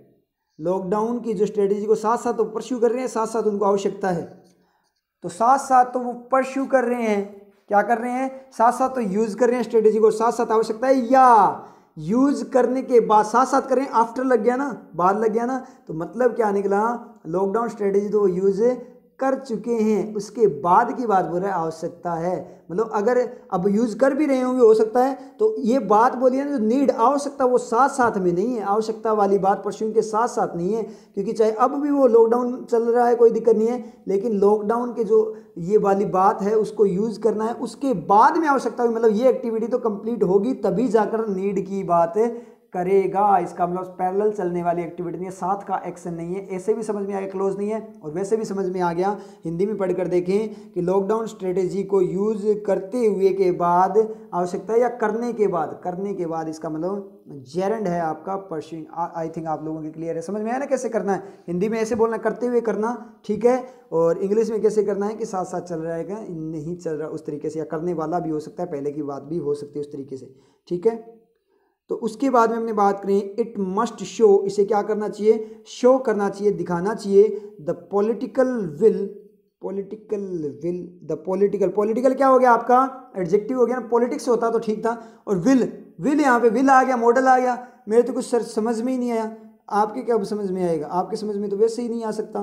कैसे नहीं आएगा, क्यों, क्योंकि मेरे भी समझ में नहीं आया, हो सकता है आप लोगों के समझ में आ गया हो, तो प्लीज़ मुझे बता दो फिर, कि सर कोई बोले कि स्टूडेंट बोले, तो मैं बोल रहा हूँ कि आपको तो क्या समझ में आएगा, मेरे भी समझ में नहीं आएगा। ये बात मैंने बोल दी, गलत बात बोल दी, क्योंकि ज़रूरी नहीं होता कि टीचर को आए तो स्टूडेंट को ना आए, और ज़रूरी नहीं होता कि टीचर ज़्यादा टैलेंटेड हो स्टूडेंट कम टैलेंटेड हो। ऐसे भी है कि टीचर स्टूडेंट के आगे कुछ भी ना हो, कई स्टूडेंट इतने तगड़े वाले टैलेंटेड होते हैं कि टीचर की कुछ भी नहीं होता उनके आगे, समझ में आया चीज़। तो वो आप पे डिपेंड है, कोई भी पर्सन किसी से भी ज़्यादा नॉलेज वाला नहीं होता, किसी से भी ज़्यादा क्या नहीं होता, टैलेंटेड नहीं होता, सब बराबर ही होते हैं। वो डिपेंड करता है कि आप मेथड कैसे यूज़ करते हो, माइंड कैसे यूज़ करते हो। कि कोई पढ़ा रहा है, जैसे मैं आपको पढ़ा रहा हूँ, तो इसका मतलब आप सोचते होगे कि सर तो बहुत ज़्यादा टैलेंटेड है, इन चीज़ों को कैसे कर लेते हैं, सारा का सारा बता देते हैं, सब कुछ बता देते हैं, कोई भी फील्ड दे दो उनको, मैथ्स वगैरह सारे के सारे सब्जेक्ट आते हैं उनको। ऐसा कुछ भी नहीं है, ये सिर्फ आपका वहम है कि सर टैलेंटेड है, सर कोई टैलेंटेड नहीं है, सारे के सारे आप और मैं सब सारे के सारे सेम है। बस दिक्कत क्या है, सबसे जो मेन इश्यू, जो सबसे मेन पॉइंट आता है वो क्या है, मेरा सोचने का तरीका अलग है और आपका सोचने का तरीका अलग है। समझे, मैं सेंसिबल वे में सोचता हूँ, बोल सकते हो थोड़ा चमका हुआ, ठीक है, थोड़ा चमका हुआ बोल सकते हैं। मतलब मेन जो चीज़ होती है, टैलेंट सब में बराबर होता है, सबसे मेन चीज़ होती है वो क्या होता है, सोचने का तरीका होता है कि आप चीज़ों को सोचते कैसे हो। तभी तो मैं बोलता हूँ ना आपको कि आप सोचने का तरीका चेंज करो, आपको कभी दिक्कत नहीं होगी। और हो सकता है कि आपकी सोच इतनी वास्ट, इतनी शानदार वाली बने कि मैं कुछ भी ना दिखूं उसके आगे, समझ में, कोई भी कुछ भी ना हो, बहुत ज़्यादा हाई लेवल पे भी हो सकते हो कि मैं आसपास भी ना दिखाई दूं। ये चीज़ भी हो सकती है कि बहुत सारे जो आप में से बहुत सारे लोग हैं उनमें ये चीज़ है, इतना तगड़ा टैलेंट है, लेकिन आप अपने टैलेंट को पहचान नहीं पा रहे। ये सबसे बड़ी कमी है आप लोगों की, समझ में। जिस दिन आपको अपना टैलेंट मिल गया ना, उस दिन आपको कोई नहीं रोक सकता और कोई किसी की औकात नहीं है आपके सामने, समझ में है ना चीज़। ये चीज़ आप ध्यान रखना, ये रियलिटी है। तो ऐसा कुछ भी नहीं है। तो विल वाला देखो, अगर टैलेंट होता, मुझे सारी चीज़ें क्लियर होती, सब कुछ आता होता, तो मैं यहाँ पे अटकता क्या, विल वाले में अटकता क्या, आप बताओ मुझे। नहीं अटकता ना, क्योंकि मुझे तो विल समझ में नहीं आया। अब किसी भी स्टूडेंट के अगर समझ में कि सर हमें समझ में आ गया, तो प्लीज़ यहाँ पे बता दो कि विल यहाँ पे कैसे आ गया भाई, क्योंकि मस्ट इट के साथ चला गया, तो ये ऑलरेडी सेंटेंस है। शो का एक्शन, शो का तीर लग गया पॉलिटिकल, और पॉलिटिकल वैसे एडजेक्टिव है तो नाउन है। पॉलिटिकल क्या, पॉलिटिकल कोई चीज़ होनी चाहिए ना, इसका मतलब विल यहाँ पे गलत है। तो इसका मतलब सर अगर विल यहाँ पे गलत है, इसका मतलब क्या निकला, न्यूज़पेपर में गड़बड़ होगी छपते टाइम। हाँ हो सकती है, नहीं हुई, न्यूज़पेपर में छपते टाइम गड़बड़ नहीं हुई, क्योंकि वो जब न्यूज़पेपर वगैरह छापा जाता है, हिंदू है ये, तो वो सारी चीज़ें करेक्शन करके उसके बाद ही छापते हैं, समझिए चीज़। और नॉर्मल चीज़ें नहीं है, अपने जैसे नहीं है वो, समझिए चीज़। तो विल यहाँ पे क्या है, नाउन है भाई, मॉडल नहीं है।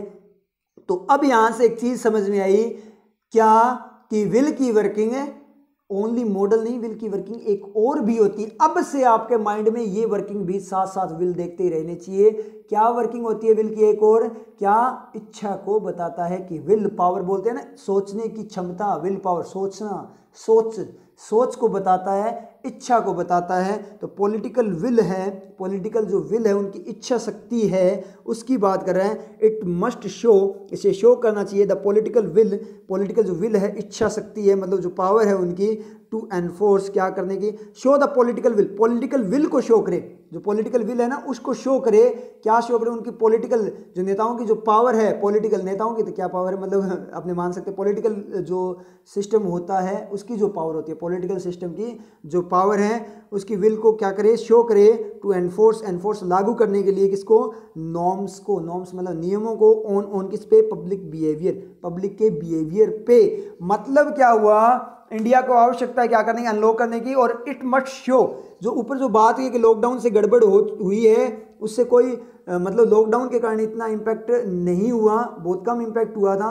तो इस बातें जो हुई है, जहाँ पे जो कमियां रही है, तो ये कमियां क्या करे? जो चीज़ें हुई है वो शो करे पॉलिटिकल विल, जो पॉलिटिकल विल पावर है उसको शो करे, मतलब पॉलिटिकल जो लोग हैं उनको शो करे, उनकी इच्छा शक्ति जो थिंकिंग है उसको दिखाए, उनकी सोच, उनको माइंड, विल को मतलब माइंड बोल सकते, उनको माइंड को, उनकी सोच को ये दिखाए क्या करने के लिए? कि इन्फोर्स करने के लिए नियम, मतलब ये सारी चीज़ें दिखाएं जो गड़बड़ हुई है।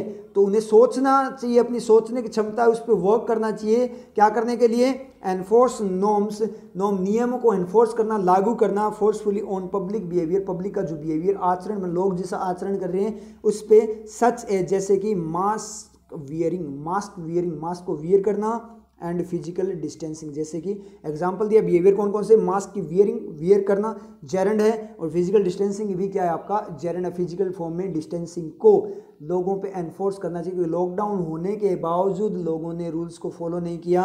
उन्होंने क्या कि ना तो बहुत सारे मास्क पहनते नहीं है, बहुत सारे लोग हैं वो क्या करते हैं? मास्क पहनते नहीं। कल ही मैंने देखा था मास्क पहने हुए बहुत कम लोग थे, जहाँ पे अपने कॉटन फैक्ट्री की मैं बात करूँ, जहाँ पे मैं गया हुआ था कल कॉटन फैक्ट्री के अंदर, तो मेरे तो मास्क लगा हुआ था, ठीक है, हम सबके मास्क लगा हुआ था, हम जो गए हुए थे। लेकिन वहाँ पे मैक्सिमम 90% से ज़्यादा लोग जो वहाँ के मान लीजिए वहाँ पे काम करने वाले कर्मचारी वगैरह जो ऑफिस वगैरह बैठते हैं, उनमें से भी 90% के मास्क नहीं लगा हुआ था, और मैक्सिमम लोगों के मास्क नहीं लगा हुआ था। फिजिकल डिस्टेंसिंग की फिर तो आप सोचो ही मत, समझ गए नहीं आप लोगों के? तो ये सिचुएशन है रियल के अंदर, बहुत गंदे वाली सिचुएशन है। मास्क पहनने में कोई दिक्कत वाली बात है नहीं, समझ में आए आप लोगों के? तो वो चीज़ वहाँ पे मुझे देखने को मिली थी, तो बहुत बुरा लगा ये चीज़ देखकर कि इतना ज़्यादा इन्फोर्समेंट वगैरह है लॉकडाउन वगैरह का, फिर भी आप इन चीज़ों का पालन नहीं करे, बिहेवियर नहीं कर रहे। मैंने तो उतारा ही नहीं मास्क वहाँ पे। तो एक स्टूडेंट भी मिल गया था वहाँ पे मुझे, ठीक है, वो भी आया हुआ था, उसने मास्क में ही पहचान लिया था मुझे, ठीक है। तो ये वाली बात यहाँ पे अपने बोलें तो it must show the political will, political will को क्या करेगा?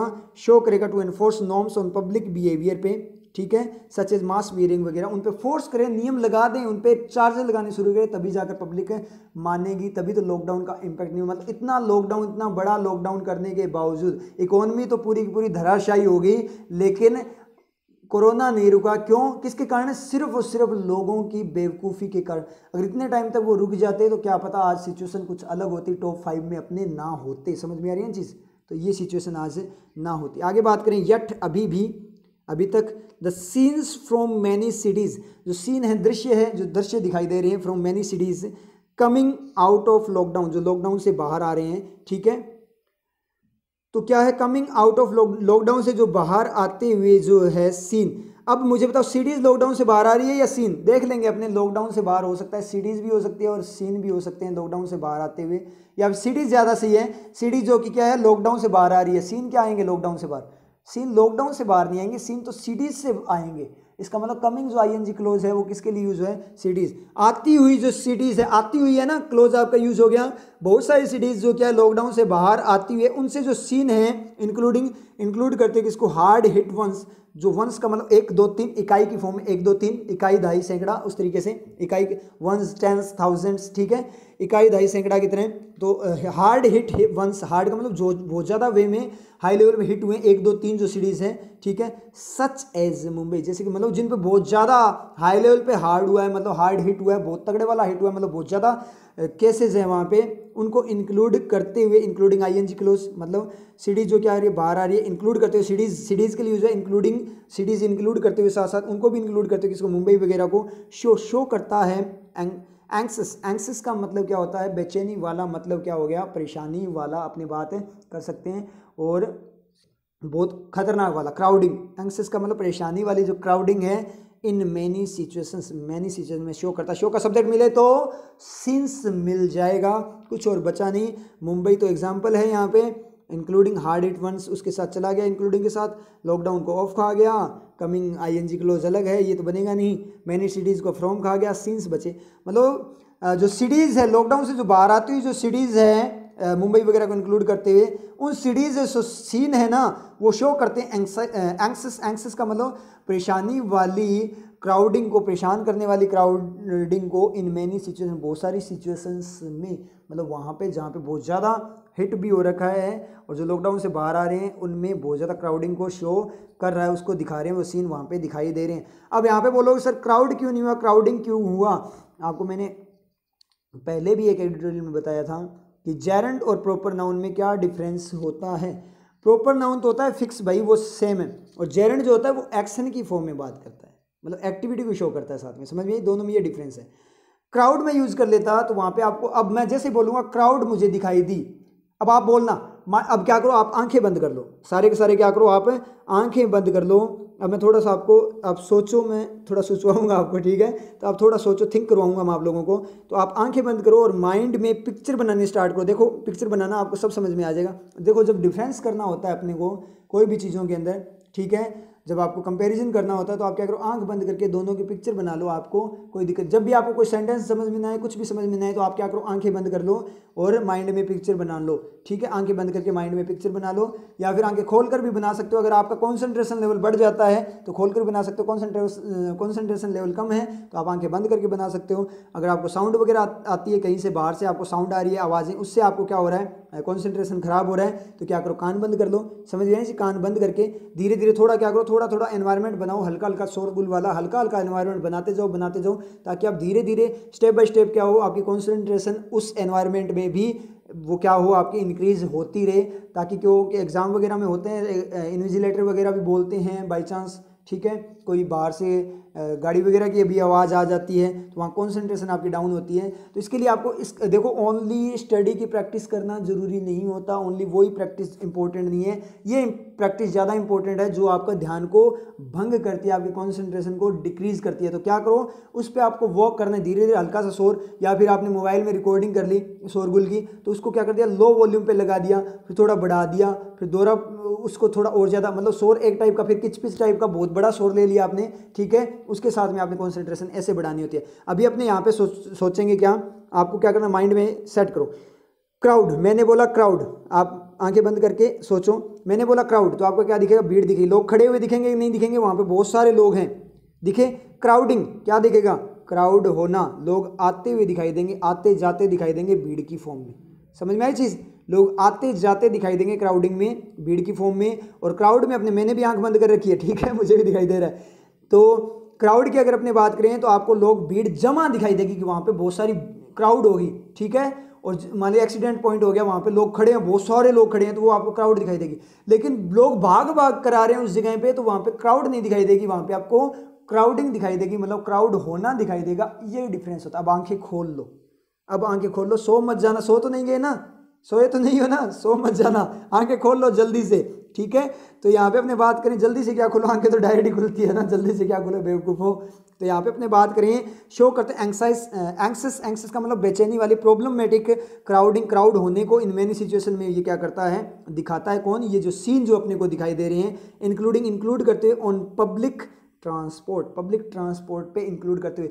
सर मुझे समझ नहीं आया, ऑन क्यों यूज किया, इंक्लूडिंग भी बोल सकते हैं ना, कि उनको शो करता है, सीन क्या करते हुए, किसको, पब्लिक ट्रांसपोर्ट को भी इंक्लूड करते हुए, पब्लिक ट्रांसपोर्ट पे सीन इंक्लूड करते। सर मीनिंग ही नहीं आया, ये तो गलत है, ये एरर में आ जाता ना सर, मैं तो यहाँ नेगेटिव करता, चाहे कुछ भी बोल दो आप, ये तो मैं नेगेटिव करता, और आप भी कुछ भी बोलो, इसका सॉल्यूशन दे भी नहीं सकते हमें, क्यों, क्योंकि ये तो इंक्लूड करने की बात कर रहा है। सर अब कैसे बताओगे कि ऑन सही है, अब बताकर दिखाओ, दम है तो आप में, तो ठीक है, बता लेते हैं, देख लेते हैं, दम की तो कोई बात नहीं है, लेकिन चेक कर लेते हैं कि भाई क्यों यूज़ किया, हो सकता है गलत हो, अपनी देखेंगे, बाद की बातें हैं, पहले पढ़ लेते हैं, लगता तो नहीं है गलत होने वाला, देख लेते हैं, अपने रिफ्लेक्शन लेते हैं। इंक्लूड क्या क्या कर सकता है ये देख लो, सिचुएशंस इंक्लूड कर सकती है क्या, हाँ कर सकती है। पब्लिक ट्रांसपोर्ट की सिचुएशन होती है, तो ये तो नहीं होगा, इंक्लूडिंग सिचुएशन ऑन नहीं होना चाहिए था, ठीक है। क्राउडिंग हो सकती है क्या, क्राउडिंग इंक्लूड, हाँ बिल्कुल सही है, यहाँ से हो गया। शो करता है एंक्सेस क्राउडिंग ऑन पब्लिक ट्रांसपोर्ट, हटाना इंक्लूडिंग को भाई। अब यहाँ पे एक चीज़ देखना, इंक्लूडिंग को हटाकर देखो, मिल गया, बता दिया ना, बताया नहीं बताया, बता दिया ना, बता दोगे आप खुद भी बता दोगे। देखो कैसे, ऊपर वाला इंक्लूडिंग देखो, ये वाला इंक्लूडिंग, इसको हटाकर देखो कि cities hard hit one such as Mumbai, cities कौन सी, वो भी कौन, मुंबई भी, इंक्लूडिंग इंक्लूड करते हुए, तो सिटीज़ ही है ना ये मुंबई, उसको साथ में इंक्लूड करते हुए दे दिया, तो ING लगा दिया, कोई दिक्कत वाली बात नहीं, सेम का सेम यहाँ करो, इंक्लूडिंग को हटाओ, हटाकर देख लो, मिल जाएगा आपको, हटाकर देखो। और मैनी सिचुएशन को और हटा दो, ये एक्स्ट्रा इन्फॉर्मेशन है क्योंकि डायरेक्ट लो। Show excess crowding on public transport, यातायात पब्लिक बसेस वगैरह पे क्या कर रहा है, उस ट्रांसपोर्ट पे बसेस वगैरह पे क्या कर रहा है, आपको क्राउडिंग दिखाई दे रही है, भीड़ चढ़ती हुई दिखाई दे रही है, नहीं दिखाई दे रही, भीड़ चढ़ती हुई दिखाई दे रही है, या फिर उतरती चढ़ती दिखाई दे रही है कि नहीं दिखाई रही, क्राउड नहीं होगा ना, क्राउडिंग सही जा रहा है कि नहीं जा रहा, क्राउड भी हो सकता है, लेकिन क्राउडिंग सही जा, क्राउड का मतलब बस में फिक्स है, वही जाएगी, ठीक है। और क्राउडिंग का मतलब पब्लिक ट्रांसपोर्ट की बात हो रही है ना, क्राउडिंग की बात करें, उतर रहे हैं चढ़ रहे हैं, स्टेशन आ रहे हैं उसके ऊपर, कहीं उतर रहे हैं कहीं चढ़ रहे हैं, दिखाई दे रहा है कि नहीं दे रहा, दिख रहा है या नहीं दिख रहा, क्राउडिंग, पढ़ना इसको, एंक्सेस क्राउडिंग ऑन पब्लिक ट्रांसपोर्ट, तो क्राउडिंग पब्लिक ट्रांसपोर्ट होगा या क्राउडिंग ऑन पब्लिक ट्रांसपोर्ट होगा, ऑन होगा ना, हो गया, ऑन आपका क्या है, सही है, एरर मत कर देना भाई एग्जाम के अंदर, समझ में आई बात, क्लियर हुआ क्या, बहुत शानदार वाला सेंटेंस था, बहुत शानदार वाला कॉन्सेप्ट है, रिवाइज करते रहना, नोट डाउन कर लेना कहाँ पे आई है, समझ में आ रही है चीज़, तो ये चीज़ आप ध्यान रखना। तो मतलब क्या हुआ, एंक्सेस क्राउडिंग को, बहुत सारी सिचुएशन में क्राउडिंग को और पब्लिक ट्रांसपोर्ट पे क्राउडिंग को इंक्लूड करते हुए, समझ आ गया सर, अब समझ आ गया, तो अब समझ आ गया, तो ये काम आपको खुद से करना है, इस तरीके से समझना होता है, पिक्चर बना लिया करो, पता लग जाएगा। आगे बात करें, नाइट कर्फ्यूज, रात के जो कर्फ्यूज हैं, आर वीकली एनफोर्स्ड, वो क्या है, वीक वे में एनफोर्स्ड है, लागू हैं, आर एनफोर्स्ड का मतलब लागू फॉर्म में है, किस फॉर्म में, लागू फॉर्म में है, किस तरीके से, एंड वीक फॉर्म में लागू किए गए हैं या लागू फॉर्म में है। अब किए जाते हैं, आप बोलोगे सर आर एनफोर्स्ड है, पैसिव अगर बात करें गवर्नमेंट के द्वारा फोर्स्ड है, तो हमेशा थोड़ी किए जाते हैं कर्फ्यू, तो ये तो रेगुलर में हो गया, तो यहाँ पे एडजेक्टिव फॉर्म टाइप बोल सकते हो कि वो एडजेक्टिव है, यहाँ पे पैसिव फॉर्म नहीं, enforced, night curfews are enforced, वो लागू हैं, आर एनफोर्स्ड लागू है। The door is closed by the servant, दरवाजा बंद किया, हाँ सर रेगुलर में किया, द डोर इज क्लोज्ड, दरवाजा बंद है, द डोर इज क्लोज, दरवाजा बंद किया जाता है हमेशा, ठीक है, passive. The door is close, दरवाजा बंद है, दरवाजा कैसा है, बंद है, एडजेक्टिव, सही है। कर्फ्यू कैसे हैं, एनफोर्स्ड है, एडजेक्टिव, और कैसे एनफोर्स्ड है, एडजेक्टिव की क्वालिटी सेकंड है, वीक, एनफोर्स्ड ही कैसे हैं, कर्फ्यू कैसे हैं, एनफोर्स्ड, और एनफोर्स्ड कैसे हैं, ऐसे, क्वालिटी ऑफ क्वालिटी, एडजेक्टिव की क्वालिटी, कर्फ्यू कैसे हैं, एनफोर्स्ड, और वो कैसा कैसा है, वीक, समझे, तो वीकली हो जाएगा, एडवर्ब हो जाएगा, क्वालिटी ऑफ क्वालिटी। तो नाइट के जो कर्फ्यू है वो भी क्या है, अपने बात करें वीक वे में, कमजोर वे में एनफोर्स्ड है। आगे चलें तो आगे उसने बोला है this is worrying, this is worry, ये चिंता है, दिस इज वरिंग मतलब ये चिंता करने वाली बात है, चिंता करने लायक है, चिंताजनक है, दिस इज वरी ये चिंता है, दिस इज वरिंग ये चिंताजनक है, चिंताजनक का मतलब, जनक का मतलब पैदा करने वाला, चिंता पैदा करने वाला है, चिंताजनक, जनक का मतलब पिता होता है, पैदा करने वाला, तो जनक, चिंताजनक का मतलब क्या हुआ, चिंताजनक, चिंता पैदा करने वाला है। दिस इज, ये बात कंसिडर करते हुए, इस बात को साथ में कंसिडर करते हो, साथ में कंसिडर कर रहे हो ना, ING close, the limited medical capacity, जो लिमिटेड सीमित मेडिकल कैपेसिटी है उसको क्या करते हुए, कंसिडर करते हुए, दैट की exist to care for a large number, जो कि क्या है, केयर करने, लार्ज नंबर की केयर करने के लिए एग्जिस्ट करता है, इसका मतलब डज एग्जिस्ट है, इसका मतलब दैट यहाँ पे की नहीं है, जो है। देखो मैंने की कितना पढ़ा ना, मैंने पहले कहा की कितना पढ़ लिया, जैसे की वर्किंग नहीं हुई तो मैंने जो पढ़ लिया, जो ना होता तो वह भी पढ़ लेता। तो कैपेसिटी जो कि क्या है, एग्जिस्ट करती है, लिमिटेड मेडिकल कैपेसिटी जो एग्जिस्ट करती है, डज एग्जिस्ट कैपेसिटी के लिए यूज हुआ है, care for a large number, एक बड़े नंबर के लिए, हु माइट सफर, जो सफर कर सकते हैं, पीड़ित हो सकते हैं, द वर्स्ट इफेक्ट्स, खतरनाक वाले इफेक्ट्स ऑफ कोविड-19, कोविड-19 के। मतलब क्या निकला कि ये ज़्यादा चिंताजनक बात है क्या, कंसीडर करते हुए, ये मतलब ये पिछले वाली जो बात है वो क्या है, ज़्यादा चिंताजनक है इस बात को कंसीडर करते हुए, किस बात को कंसीडर करते हुए कि लिमिटेड मेडिकल कैपेसिटी को जो एग्जिस्ट करती है, जो अभी विद्यमान है, एग्जिस्ट करती है लार्ज नंबर की केयर करने के लिए। लार्ज नंबर कौन, जो सफ़र कर सकते हैं, किससे, बहुत खतरनाक वाले इफेक्ट, प्रभाव से ग्रसित हो सकते हैं, उन लार्ज नंबर की, लार्ज नंबर मतलब उन पेशेंट्स, लार्ज नंबर यूज है आपका पेशेंट्स के लिए, हु माइट्स, जो सफ़र कर सकते हैं इफेक्ट का मतलब पेशेंट की बात करेगा तो नंबर आपका लार्ज नंबर क्या करेगा, डायरेक्ट रिफ्लेक्शन लेगा पेशेंट। सर यहाँ तो पेशेंट वगैरह पहले बताया हुआ ही नहीं है, तो डायरेक्ट रिफ्लेक्शन कैसे आ गया, सेंसिबल वे में, तो यहाँ पे आपका क्या हो गया, सेंसिबल वे में रिफ्लेक्शन आ गया। अब और समझ में आया, स्ट्रक्चर करोगे कि नहीं करोगे, टेंसेज की स्ट्रक्चर करोगे कि नहीं करोगे, कर लेना, करनी हो तो, नहीं करनी स्ट्रक्चर, समझ में आ रही है ना। तो मतलब जो सफ़र करते हैं किससे, वर्स्ट इफेक्ट से, उसके लार्ज नंबर के केयर के लिए जो एग्जिस्ट करती है कैपेसिटी, उसको कंसीडर करते हुए चिंताजनक है। आगे पढ़ें, getting unlocking wrong could mean, wrong could mean उसका मतलब हो सकता है N explosion of cases, cases का एक्सप्लोजन मतलब उसमें विस्फोट होना, मतलब बहुत ज़्यादा केसेस बढ़ना। समझ नहीं आया सर, दो आईएनजी साथ में, दो आईएनजी साथ में आ सकती है नहीं आ सकती, सर हमें बताया गया दो आईएनजी साथ में नहीं आ सकती, आ सकती है। अनलॉकिंग तो आपका नाउन जेरेंड की फॉर्म में चला जाएगा, ठीक है। अनलॉकिंग रोंग, रोंग वे में अनलॉक करना, अनलॉकिंग रोंग। अब आप बोलो सर अनलॉकिंग का एक्शन है तो रोंगली क्यों यूज़ नहीं हुआ, एडवर्ब क्यों नहीं यूज़ हुई, रोंग क्यों यूज़ हुआ, ये भी चेक कर लो। तो मुझे एक बात बताओ, अनलॉकिंग रोंगली का मतलब क्या हुआ, अनलॉक का काम कर रहे हो क्या, रोंग वे में। अनलॉकिंग रोंग का मतलब अनलॉकिंग खुद ही क्या है, गलत है। आप लॉक खोल रहे हो, मतलब ताला खोल रहे हो, आप लॉक कर खोल रहे हो, तो अनलॉक कर रहे हो उसको आप लगे। अब देखो पिक्चर बनाओ, फिर से माइंड में पिक्चर बनाओ, आंखें बंद करके माइंड में पिक्चर बनाओ। आप क्या कर रहे हो, दरवाजा चाबी आपको दिखाई दे रही है घुमाते हुए, आप अनलॉकिंग रोंगली, रोंग वे में आप क्या कर रहे हो, क्या कर रहे हो, उसको लॉक को खोल रहे हो, ठीक है। अनलॉकिंग एक्शन चल रहा है। अब अपने बोले हैं कि लॉक अनलॉक हो गया, जो लॉक था ताला था वो अनलॉक हो गया, लेकिन वो स्टक हो गया साथ में, अनलॉक तो हो गया लेकिन दोबारा से लॉक नहीं हो रहा। समझ, सोचना इस चीज़ को, सोचो सोचो, माइंड में पिक्चर बनाओ कि लॉक जो आपका क्या है अनलॉक हो गया और दोबारा से वो लॉक नहीं हो रहा, क्योंकि आपने अनलॉकिंग जो की थी उसमें थोड़ी गड़बड़ थी। तो इसका मतलब उस लॉक की जो अनलॉकिंग थी ना, जो अनलॉकिंग हुई है, अनलॉकिंग जो एक्टिविटी थी वो कैसी थी, गलत थी। अब एक तो आप अनलॉक कर रहे हो, एक्शन कर रहे हो गलत तरीके से, तो अनलॉकिंग रोंगली, और एक जो अनलॉकिंग आपने की, जो अनलॉकिंग आप लोगों ने की वो क्या थी, गलत थी, गलत तरीके से नहीं थी। वो अनलॉकिंग जो आपने की थी वो अनलॉकिंग खुद ही क्या थी, गलत थी, तो रॉन्ग हो गया। समझ में आया, नाउन की तरह ट्रीट कर गया किसको, अनलॉकिंग को, जेरेंड की फॉर्म में नाउन की तरह ट्रीट करके उसकी क्वालिटी बता दी कि अनलॉकिंग वो नाउन कैसी थी, वो चीज़ कैसी थी, जो अनलॉकिंग हुई थी वो कैसी थी, रॉन्ग थी। क्लियर हुआ रोंगली और रोंग वाला। तो यहाँ एरर मत कर देना कि यहाँ रोंगली आना चाहिए था। करते क्या हो, जैसे ही एक्शन देखते हो, एक्शन देखते ही क्या करते हो, एडवर्ब आएगी। ये भी चीज़ रटी हुई है कि एक्शन देखते ही एडवर्ब आएगी। गलत बात आप पढ़ कर देखो कि वो बात क्या करना चाहता है, कहीं नाउन की तरह ट्रीट तो नहीं कर रहा, चीज़ की तरह ट्रीट तो नहीं कर रहा। तो यहाँ पे मैक्सिमम स्टूडेंट गलत कर देते हैं। और ऐसे देखो कितनी गलतियाँ मिली अपने को, कितनी गलतियाँ करते थे अपने लोग पहले, अपने कितनी गलतियां करते थे। इसलिए कहाँ से आ जाते इंग्लिश में नंबर, अपने को कुछ आता ही नहीं था, रटा हुआ था सबका सब। समझ में आई ना, ये चीज़ है। और गेटिंग की बात करें, अनलॉकिंग, अनलॉकिंग जो रोंग अनलॉकिंग उसको प्राप्त करना, मतलब आपने लॉक को क्या किया, अनलॉक किया था, वो रोंग हो गया था। अनलॉकिंग जो रोंग थी उसको प्राप्त करना, मतलब उसको लेते हुए, मतलब वो चीज़ साथ में रखना, मतलब उसको गेट करना, मतलब वो अनलॉकिंग गेट करने के कारण क्या हुआ, मेरा ताला खराब हो गया। ठीक है, तो गेटिंग को देखेंगे क्या वर्क करेगा।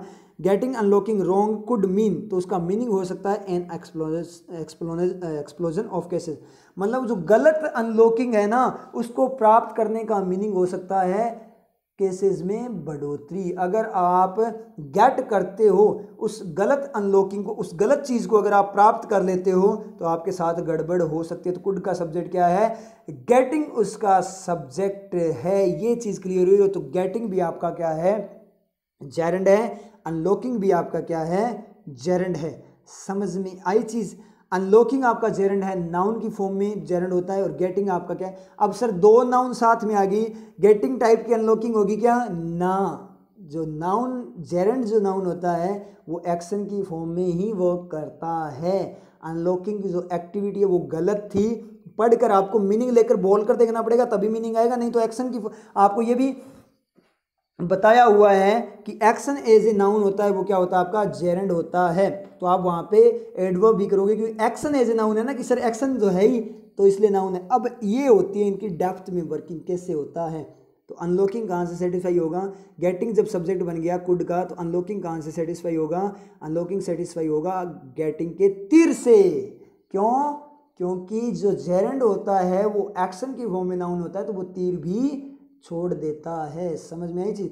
तो सर अनलॉकिंग ने किस पे तीर छोड़ा, अनलॉकिंग को तीर छोड़ने की जरूरत ही नहीं है, वो डायरेक्ट अनलॉकिंग एक्टिविटी की बात कर रहा है। तो जेरेंड की ऐसे वर्किंग होती है, इसलिए जेरेंड थोड़ा सा कॉम्प्लिकेटेड हो जाता है, लेकिन कॉम्प्लिकेटेड अपने लिए नहीं होगा क्योंकि अपने को वर्किंग आती है। क्या, कि वो डायरेक्ट नाउन की फॉर्म में अकेला भी पड़ा हो सकता है। मतलब ये एक्टिविटी की बात करें तो डायरेक्ट जाएगा, और एक्टिविटी अप्लाई करते हुए एक्टिविटी की बात करें तो अप्लाई भी हो जाएगा, दोनों काम हो सकता है, डायरेक्ट भी आ जाएगा। ओनली एक्टिविटी बता दो कि ऐसा ऐसा करना, वो बता दो, और कोई चीज़ करते हुए ऐसा करना, मतलब वो चीज़ करना, तो उसके ऊपर चीज़ को सेटिस्फाई करते हुए वो एक्शन कंप्लीट नाउन बन जाएगा। और अकेला छोड़ो तो गेटिंग, जो प्राप्त करना ही होता है ना, किसी चीज़ को प्राप्त करना मत बोलो, प्राप्त करना ही बहुत बड़ी बात होती है। प्राप्त करना, क्या प्राप्त करना वो ना बोलो चाहे, तो डायरेक्ट गेटिंग आपका सब्जेक्ट बन जाएगा। और किसी चीज़ को प्राप्त करना तो चीज़ को खाते हुए सब्जेक्ट बना लेगा, तीर छोड़कर बना लेगा। तो अनलॉकिंग को सेटिस्फाई किया गेटिंग ने। तो मतलब क्या हुआ, ऐसी अनलॉकिंग को प्राप्त करना, ऐसी गलत चीज़ को प्राप्त करना आपकी लाइफ स्पॉइल कर सकता है। Getting negative marks in the exams could be worst for you, वो क्या हो सकता है आपके लिए खतरनाक साबित हो सकता है। समझ में चीज, कुड बी वो हो सकता है, वर्स्ट मतलब बहुत ज़्यादा गंदा हो सकता है। क्या करना, गेटिंग नेगेटिव मार्क्स प्राप्त करना। तो गेटिंग अनलॉकिंग, रॉन्ग अनलॉकिंग प्राप्त करना, क्या उसका मीनिंग क्या हो सकता है, एक एक्सप्लोजन हो सकता है। केसेस का मतलब, केसेस में एक्सप्लोजन मतलब केसेस में बढ़ोतरी हो सकती है अगर अनलॉकिंग सही से नहीं हुई तो। विच, जो पता नहीं क्या, हु हैज़ वोन, हु नहीं है यहाँ पे, WHO, सॉरी ये हु नहीं है, हु हैज़ वोन नहीं होगा, WHO है, पूरा कैपिटल में दे रखा है ना, तो हु मत पढ़ दो। तो बहुत सारे बच्चे तो है ना इसको हु पढ़ जाते हैं कि जब उनको पता ही नहीं है WHO क्या। सर हु तो समझ में आ गया, सर पूरे को कैपिटल में क्यों लिखा है हु को, तो हु नहीं है, ये क्या है, WHO वर्ल्ड हेल्थ ऑर्गेनाइजेशन, जो आपकी ऑर्गेनाइजेशन है उसके बारे में बोला WHO है। मैंने ही पढ़ लिया तो आप लोग तो पढ़ ही सकते हो, मतलब कोई भी पढ़ सकता है, ठीक है, कोई दिक्कत वाली बात नहीं है। तो WHO हैज़ वोन, WHO ने जैसे कि वोन किया, विच WHO हैज़ वोन, रिमेंस रहता है, a possibility in India, India में, पाकिस्तान में और बांग्लादेश में। तो इंडिया, बांग्लादेश और पाकिस्तान में क्या चीज़ की पॉसिबिलिटी रहती है, रिमेंस से पॉसिबिलिटी क्या है, गेटिंग अनलॉकिंग रॉन्ग हो सकती है क्या, पॉसिबिलिटी रह सकती है क्या, पॉसिबिलिटी तब रह सकती है जब गड़बड़ होने के चांसेस हो, वो एक पॉसिबिलिटी बन सकता है। तो गेटिंग अनलॉक तो आपकी पॉसिबिलिटी बन सकता है, तो करो ही ना, पॉसिबिलिटी के चांसेस नहीं रहेंगे, तो गलत हो गया। एक्सप्लोजन ऑफ केसेस है, वो पॉसिबिलिटी हो सकता है क्या, हाँ एक्सप्लोजन, तो सब्जेक्ट मिला इसका एन एक्सप्लोजन। केसेस का जो एक्सप्लोजन है केसेस का, वो एक पॉसिबिलिटी हो सकता है किसमें, इंडिया वगैरह में। तो सर जो आपका एक्सप्लोजन है उसको तो मीन का तीर लग गया, तो रिमेंस का सब्जेक्ट नहीं मिला। तो रिमेंस का सब्जेक्ट क्या है आपका, विच, यहाँ पे सब्जेक्ट है, और विच किसके लिए यूज है, एक्सप्लोजन के लिए यूज है, केसेस के एक्सप्लोजन। तो आपको क्या करना है, WHO हैज़ वॉर्न, उसको क्या करना है, रिमूव करना है बस। तो पढ़ कर देखना, getting unlocking wrong could mean N explosion of cases, cases का एक्सप्लोजन हो सकता है। विच रिमेंस जो रहता है, अब होता है सर क्या कि विच, हु, दैट वगैरह यूज करते हैं, वो पास वाले के लिए वर्क करता है, जैसे रीजनिंग में करता है। गलत बात है, जरूरी नहीं है पास वाले के लिए, वो अपने आप अपना रिफ्लेक्शन ढूंढ लेगा।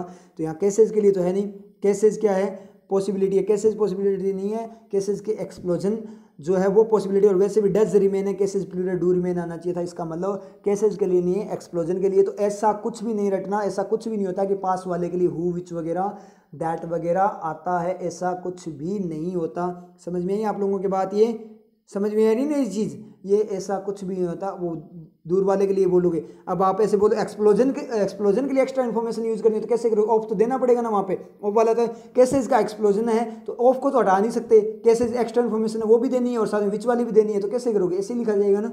तो ये बात है। और जो WHO हैज़ वॉर्न है वो क्या है, वो एक्स्ट्रा इन्फॉर्मेशन है किसके लिए, एक्सप्लोजन के लिए।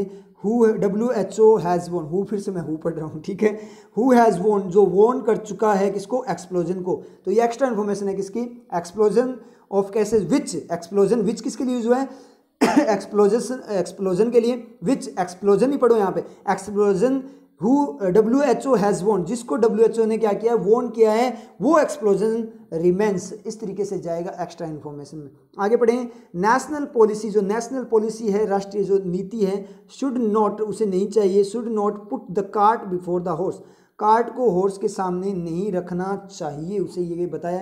पुट द कार्ट, कार्ट का मतलब जो गाड़ी है वो घोड़े के सामने, मतलब क्या हुआ, घोड़ा आपका क्या है, ये घोड़ा है, ठीक है, ये घोड़ा है, ये नया मॉडल है घोड़े का, ठीक है, दिखाई दे रहा है, ये घोड़ा है आपका लकी टाइप का, नया मॉडल है घोड़े का, ये घोड़ा है, इसके पीछे गाड़ी अपने को क्या करनी होती है, लगानी होती है ना, ये गाड़ी इसके पीछे लगानी होती है, कहाँ पे लगाओगे, कहीं पे लगा दो, ठीक है, ये लगा दी गाड़ी, यहाँ पे पीछे लगानी होती है। ये बोला है कि कार्ट को बिफोर पुट मत करो, घोड़ा खड़ा है और गाड़ी आपने क्या की, इसके सामने पुट कर दी, गाड़ी इसके सामने लगा दी, तो ये कैसे खींचेगा भाई, घोड़े के सामने है ना गाड़ी, आपने क्या की, उसके साथ कनेक्ट कर दी घोड़े के साथ, ठीक है, जो गाड़ी वगैरह है, जो घोड़ा गाड़ी होती है, रथ वगैरह बोल सकते हो आप, ठीक है, कार्ट को उसके सामने कर दिया तो खींच पाएगा, मतलब करना था पीछे और अटैच कहाँ कर दिया, आगे अटैच कर दिया, इसका मतलब क्या निकला, गलत किया ना, गलत वे में अटैच हुआ, इसका मतलब क्या होता है, put the cart before the horse, घोड़े के सामने गाड़ी को फिक्स करना, मतलब क्या निकला, इस बात का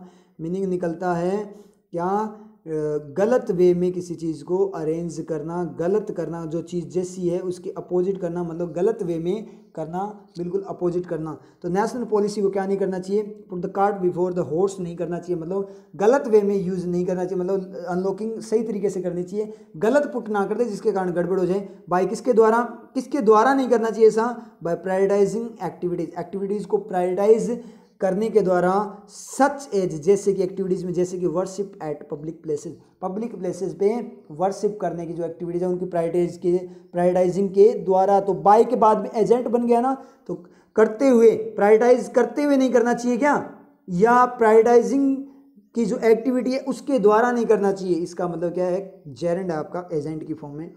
तो मतलब सही है बिल्कुल कि ऐसी जो प्रायोरिटी देखकर, पब्लिक प्लेसेस पे वर्शिप की प्रायोरिटी देकर उन्हें कहीं put the cart before horse ना कर दे, उल्टा ना कर दे, सब कुछ बात उल्टी ना कर दे, उल्टी गंगा बहना, हिंदी में अगर इसको बोलें तो उल्टी गंगा बहाना भी ये आपका क्या है, होता है आपका, अगर अपने कहावत वगैरह की बात करें, मुहावरे कहावत होती है ना, उसकी फॉर्म में हिंदी में इसका मीनिंग। तो यहाँ पे अपने बात करें तो प्रायोरिटाइजिंग एक्टिविटीज़ जैसे कि पब्लिक प्लेसेस में वर्शिप करो, उसको प्रायोरिटाइज करके गड़बड़ ना कर दे, बिल्कुल सही बात है, क्योंकि भक्ति जो आपके अंदर होती है वो भक्ति भावना मन से होती है, तो उसे पब्लिक प्लेस पे जाकर सबके सामने ढोंग करने की कोई जरूरत नहीं है। लोग क्या करते हैं, बढ़ चढ़कर दूसरों को देखकर मंदिर में जाकर जोर जोर से जयकारे लगाकर पता नहीं क्या क्या करते हैं। हाँ बिल्कुल सही है, जयकारे जरूरी है, क्योंकि उससे क्या होता है, इन्फ्लुएंस मिलता है, अंदर से क्या होता है, मोटिवेशन, रोंगटे खड़े हो जाता है, बहुत ज़्यादा मोटिवेशन बनता है, ठीक है, बिल्कुल सही है। लेकिन कई क्या करते हैं, ढोंग करते हैं, दूसरों को दिखाते हैं, टेढ़े टेढ़े देखते रहते हैं, साथ साथ ये कि भक्ति में पता नहीं कितना ही लीन है, तो वो काम तो तू घर पे भी कर सकता था ना, तो घर पे भी की जा सकती है पूजा पाठ, तो ज़रूरी है। मैं नहीं बोलता कि आप पब्लिक जो अपने टेंपल वगैरह, मंदिर मस्जिद गुरुद्वारे वगैरह में ना जाओ, ठीक है, चर्च वगैरह में ना जाओ, मैं नहीं बोलता, जाओ, क्योंकि वहाँ पे आपको एनवायरनमेंट मिलता है अच्छे वाला, आपको पॉजिटिविटी मिलती है, अगर वहाँ से तो आप जाओ, कोई दिक्कत नहीं है। लेकिन अभी जो सिचुएशन है उसके अकॉर्डिंग थोड़ा ध्यान रखो, उसके अकॉर्डिंग, मतलब एजुकेटेड होकर कोई नॉनसेंस काम मत करो कि कोई दिक्कत नहीं, हमें कुछ नहीं, हम भगवान के दरबार पर जा रहे हैं, तो ऐसा कुछ भी नहीं है, क्योंकि भगवान ने ऑलरेडी बोल रखा है कि आपके कर्मों का फल है सारा का सारा, जैसे कर्म करोगे वैसे भरो, उन्होंने तो आप पे डाल रखी सारी की सारी बात, समझ में आ रही है चीज़। तो कर्म आप सही करो, ऐसा काम मत करो, कोऑपरेट करके चलो। अगर इस रोग को रोकना है, इस महामारी पैंडेमिक को ख़त्म करना है, तो घर पे भक्ति हो जाती है, भक्ति मन की होती है, और भक्ति सबसे बड़ी भक्ति यही होती है कि दूसरों के लिए बुरा मत सोचो, सबका भला करने की कोशिश करो, ये सबसे बड़ी भक्ति होती है। ढोंग करने से कुछ नहीं होता, मन में पाप है और बाहर से दिखावा कर रहे हैं, तो वो चीज़ नहीं है, अंदर से दिल साफ होना चाहिए, सबसे बड़ी भक्ति वही होती है।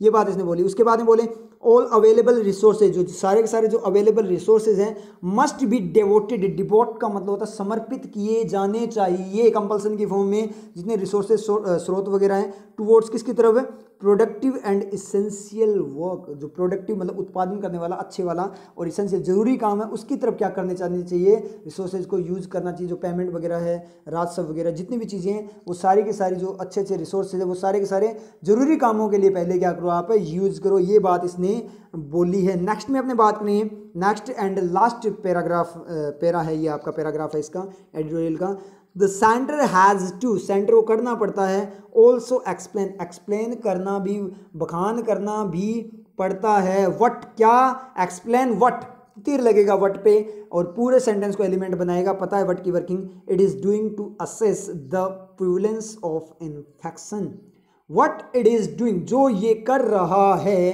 टू असेस, मूल्यांकन करने के लिए, क्या मूल्यांकन करने के लिए, द प्रिविलेंस, प्रचलन, फैलाव ऑफ इन्फेक्शन के, फैलाव, संक्रमण के, प्रचलन, फैलाव का, असेस, उसका मूल्यांकन, उसके बारे में पता लगाने के लिए जो कर रहा है उसको एक्सप्लेन करना पड़ता है, किसको, सेंटर को, एट कहाँ पर, the community level, at a suitable scale, एक सही पैमाने पर, सूटेबल पैमाने पे, सही पैमाने पे, एक कम्युनिटी लेवल पे, समुदाय के लेवल पे उसे एक्सप्लेन करना पड़ता है, विच इज, जो कि क्या है, इज क्रूशियल, इंपॉर्टेंट है, क्या, ये बात पूरी, विच इज क्रूशियल, जो कि क्या इंपॉर्टेंट है, टू आइडेंटिफाई, आइडेंटिफाई करने के लिए, फोकस एरिया की, जहाँ पे ज़्यादा फोकस कहाँ पे करना है, उन एरियाज़ का पता लगा, आइडेंटिफाई, पता लगाने के लिए, एंड डिसाइड, और डिसाइड करने के लिए, the course of further unlock phases की, कोर्स, विषय, किस तरीके, strategy of further unlock phases, आगे के जो अनलॉक के फेजेस कैसे रहने हैं उसके बारे में डिसाइड करने के लिए, तो डिसाइड, यहाँ एंड का रिफ्लेक्शन देखें तो टू के बाद,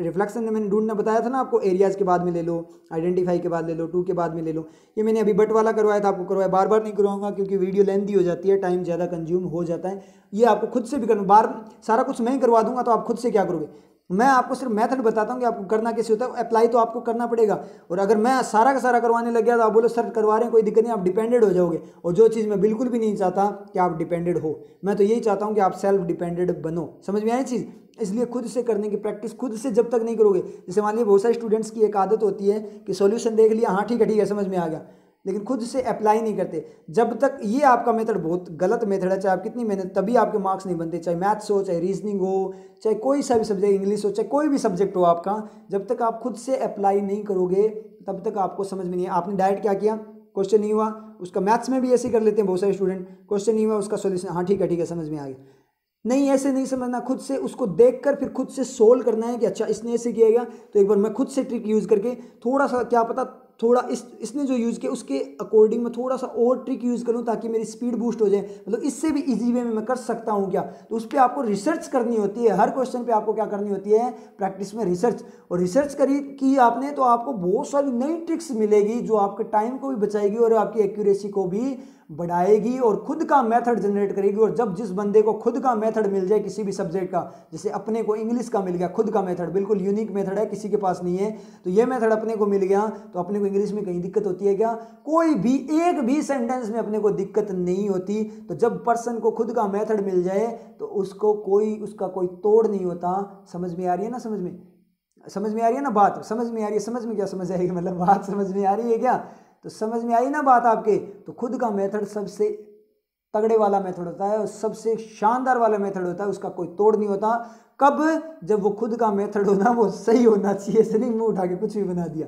समझ में आई ना बात आपके, तो ये चीज़ यहाँ पे है, तो ये समझ में आ गया, तो मतलब कुल मिलाकर क्या निकला कि मंदिर वगैरह है वहाँ पे क्या करो, जाना नहीं है, वहाँ पे जो पब्लिक प्लेसेज है वहाँ पे नहीं जाना, जो फिजिकल डिस्टेंसिंग है उसको क्या करना है, बनाए रखना है, उसको तोड़ना नहीं है, समझ में आ रही है, और आपको क्या करना है, सावधानी बरतनी है, केयर के साथ सारी चीज़ें करनी है, क्योंकि टॉप 5 में तो अपनी कंट्री आ चुकी है, टॉप 5 कंट्रीज़ के अंदर अपनी कंट्री का नाम आ चुका है, तो ज़्यादा टाइम नहीं लगेगा क्योंकि पॉपुलेशन इतनी ज़्यादा है कि फर्स्ट रैंक पे भी अपनी कंट्री आ सकती है, और बहुत भयानक वाली, बहुत खतरनाक वाली सिचुएशन बन सकती है कि अपने कुछ भी नहीं दिखे, अब तो ये दिख रहा है ना काम वगैरह सब कुछ दिखाई दे रहा है, फिर कुछ नहीं दिखा, सिर्फ ये दिखेगा कि कैसे न कैसे करके बच जाएँ, चाहे बिल्कुल ख़त्म हो, चाहे भूखे मर जाएँ, मतलब भूखे वैसे पूरे नहीं, वैसे भूखे मर जाएंगे, मर तो वैसे भी जाओ फिर भूखे से, मतलब क्या निकला कि भूखे मरें, चाहे एक दिन खाना ना खाया जाए, लेकिन कम से कम कुछ ना कुछ कहे भगवान हम क्या करें, इस रोग से बच जाएं, तो ऐसी सिचुएशन क्रिएट ही क्यों कर रहे हो, आगे का पछतावा, आगे जो पछतावा होना है वो क्रिएट ही क्यों कर रहे हो, आगे की सोच ही नहीं रहे आप लोग, तो आगे की सोचो ना, एक बार माइंड में सोचो, पिक्चर बनाकर देखो कि आगे ऐसी सिचुएशन हो जाए जिसपे अपने को खाना भूखा रह जाएं, अपने 1-2 दिन तक भूखे रह जाएं, सिर्फ यही दुआ करें कि हम बच जाएं, चाहे हमारा सब कुछ खत्म हो जाए, सारी प्रॉपर्टी खत्म हो जाए, बस हम बच जाएं, तो ऐसा माहौल बनाए ही क्यों रहे, ऐसी सिचुएशन सोच कर देखो कितनी गंदी वाली सिचुएशन होगी, और अभी अपनी थोड़ी सी अवेयरनेस, थोड़ी सी सी अगर अवेयरनेस दिखा दें तो अपने इस सिचुएशन से बच सकते हैं। क्यों ऐसी सिचुएशन लाना चाहते हो, क्यों जानबूझकर खुद को ख़त्म करना चाहते हो? तो मैं तो यही कहूँगा कि थोड़ा अवेयर रहो। एजुकेटेड लोग हो आप, जो एजुकेटेड नहीं आपके रिलेटिव वगैरह, उनको भी अवेयर करो। आगे की सिचुएशन बताओ कि आगे क्या क्या कॉन्सिक्वेंसेज हो सकते हैं, क्या क्या इसके रिजल्ट आ सकते हैं। तो इसलिए उनको बचाने की, खुद को बचाओ, इस कम्युनिटी को बचाने की कोशिश करो, नहीं तो कोई नहीं बचेगा अगर ऐसे स्टूपिड काम करते रहे, नॉनसेंस काम आप लोग करते रहे। तो समझ में आ रही है ना? तो यही मैं बोलूँगा, फिजिकल डिस्टेंसिंग बनाए रखो और कोऑपरेट करके चलो सारे के सारे, और भक्ति भावना अपने मन में जगाओ। भक्ति भावना आज के टाइम की, अभी मैं बात करूँ, मंदिर जाना, मस्जिद गुरुद्वारे जाना सबसे बड़ी भक्ति नहीं है। आज के टाइम में जो सबसे बड़ी भक्ति है वो भक्ति क्या है? लोगों की हेल्प करना, गरीबों की हेल्प करना। इससे बड़ी भक्ति तो कभी नहीं हो सकती। तो इस मौके का फ़ायदा उठा लो, ये मौका बाद में कभी नहीं मिलना। इतना पुण्य कमाने का मौका आपको लाइफ टाइम कभी नहीं मिलना, मुझे नहीं लगता कभी मिलेगा। ये बहुत तगड़े वाला मौका मिला है, सारी भक्ति इसके आगे फेल हो जाएगी। सबसे बड़ा जो मानव या जानवर वगैरह उनकी सहायता करना, उनकी हेल्प करना, ये सबसे बड़ा धर्म होता है। और धर्म तो ऐसे ही अपने लोगों ने बनाए हुए धर्म, सारे इंसान हैं। सबसे बड़ा धर्म तो यही है आपका, एक ही धर्म है, वो क्या है? अपने सारे के सारे इंसान हैं। ये धर्म तो लोगों ने बनाए हुए हैं। और अपनी कंट्री में तो पॉलिटिक्स में तो ये धर्म चलते हैं, वोट बैंक बना हुआ है। एक धर्म को भड़का दिया, दूसरे धर्म के अपोजिट भड़का दिया। कुछ लीडर होते हैं उस धर्म के, वो क्या कर देते हैं, एक दूसरे को भड़का देते हैं और आपस में जो निर्दोष होते हैं वो मारे जाते हैं। जैसे अभी खलिस्तान वाला और कैसा है ना अभी, कि खलिस्तान बनाना है। कुछ एक लोग क्या करें, खलिस्तान बनाने का, ब्लू स्टार वाला जो उसकी जो बरसी वगैरह बनाई गई थी उस पर खलिस्तान की बात, तो गलत चीज़ है, देश को तोड़ने वाली बात है, गलत चीज़ है। तो अपने को उसके अंदर इन्वॉल्व नहीं होना। जो जिस कम्युनिटी, क्योंकि सारे के सारे धर्म क्या है, अपने एक ही हैं, तो अपने को उन लोगों को सपोर्ट नहीं हो। कुछ एंटी सोशल एलिमेंट होते हैं, ज़रूरी नहीं एक धर्म में ही हो, हर धर्म में, हर रिलीजन में एंटी सोशल एलिमेंट होते हैं। और रियल बात बोलें तो रिलीजन में एंटी सोशल एलिमेंट नहीं होते, क्योंकि एंटी सोशल एलिमेंट और जो गलत है वो कोई रिलीजन, धर्म नहीं होता, गलत होते हैं लोग। तो लोग होते हैं वो हर जगह मिलेंगे, ऐसे नमूने हर जगह मिलते हैं। तो उन लोगों से आपको क्या करना है, बचना है। समझ में आ रही है आप लोगों के? तो इसलिए क्या करना है, अवेयर रहो, ठीक है, मस्त रहो, खेलते रहो, ठीक है। फिर इसकी जो वोकैब है वो क्या करेंगे, अपने कल वाली क्लास में करेंगे, ठीक है। फिर मिलते हैं नेक्स्ट। दूध में नींबू की कुछ बूंदें डालते ही दूध फट जाता है, परंतु उसी दूध में कितनी भी खांड डालो ये नहीं फटता। इसी प्रकार अपने जीवन में किसी भी व्यक्ति को स्थान देने से पूर्व या उसके साथ घुलने मिलने से पूर्व उसके व्यवहार, उसकी मंशा और उसकी प्रकृति को भली भांति समझ लो, क्योंकि आप जल नहीं जिसमें सब मिल जाएं। इसलिए सतर्क रहो, क्योंकि धूर्त की संगति का मूल्य आपको वैसे ही चुकाना पड़ सकता है जैसे दूध नींबू में मिलकर चुकाता है। नीतियां मेरी, नियति आपकी।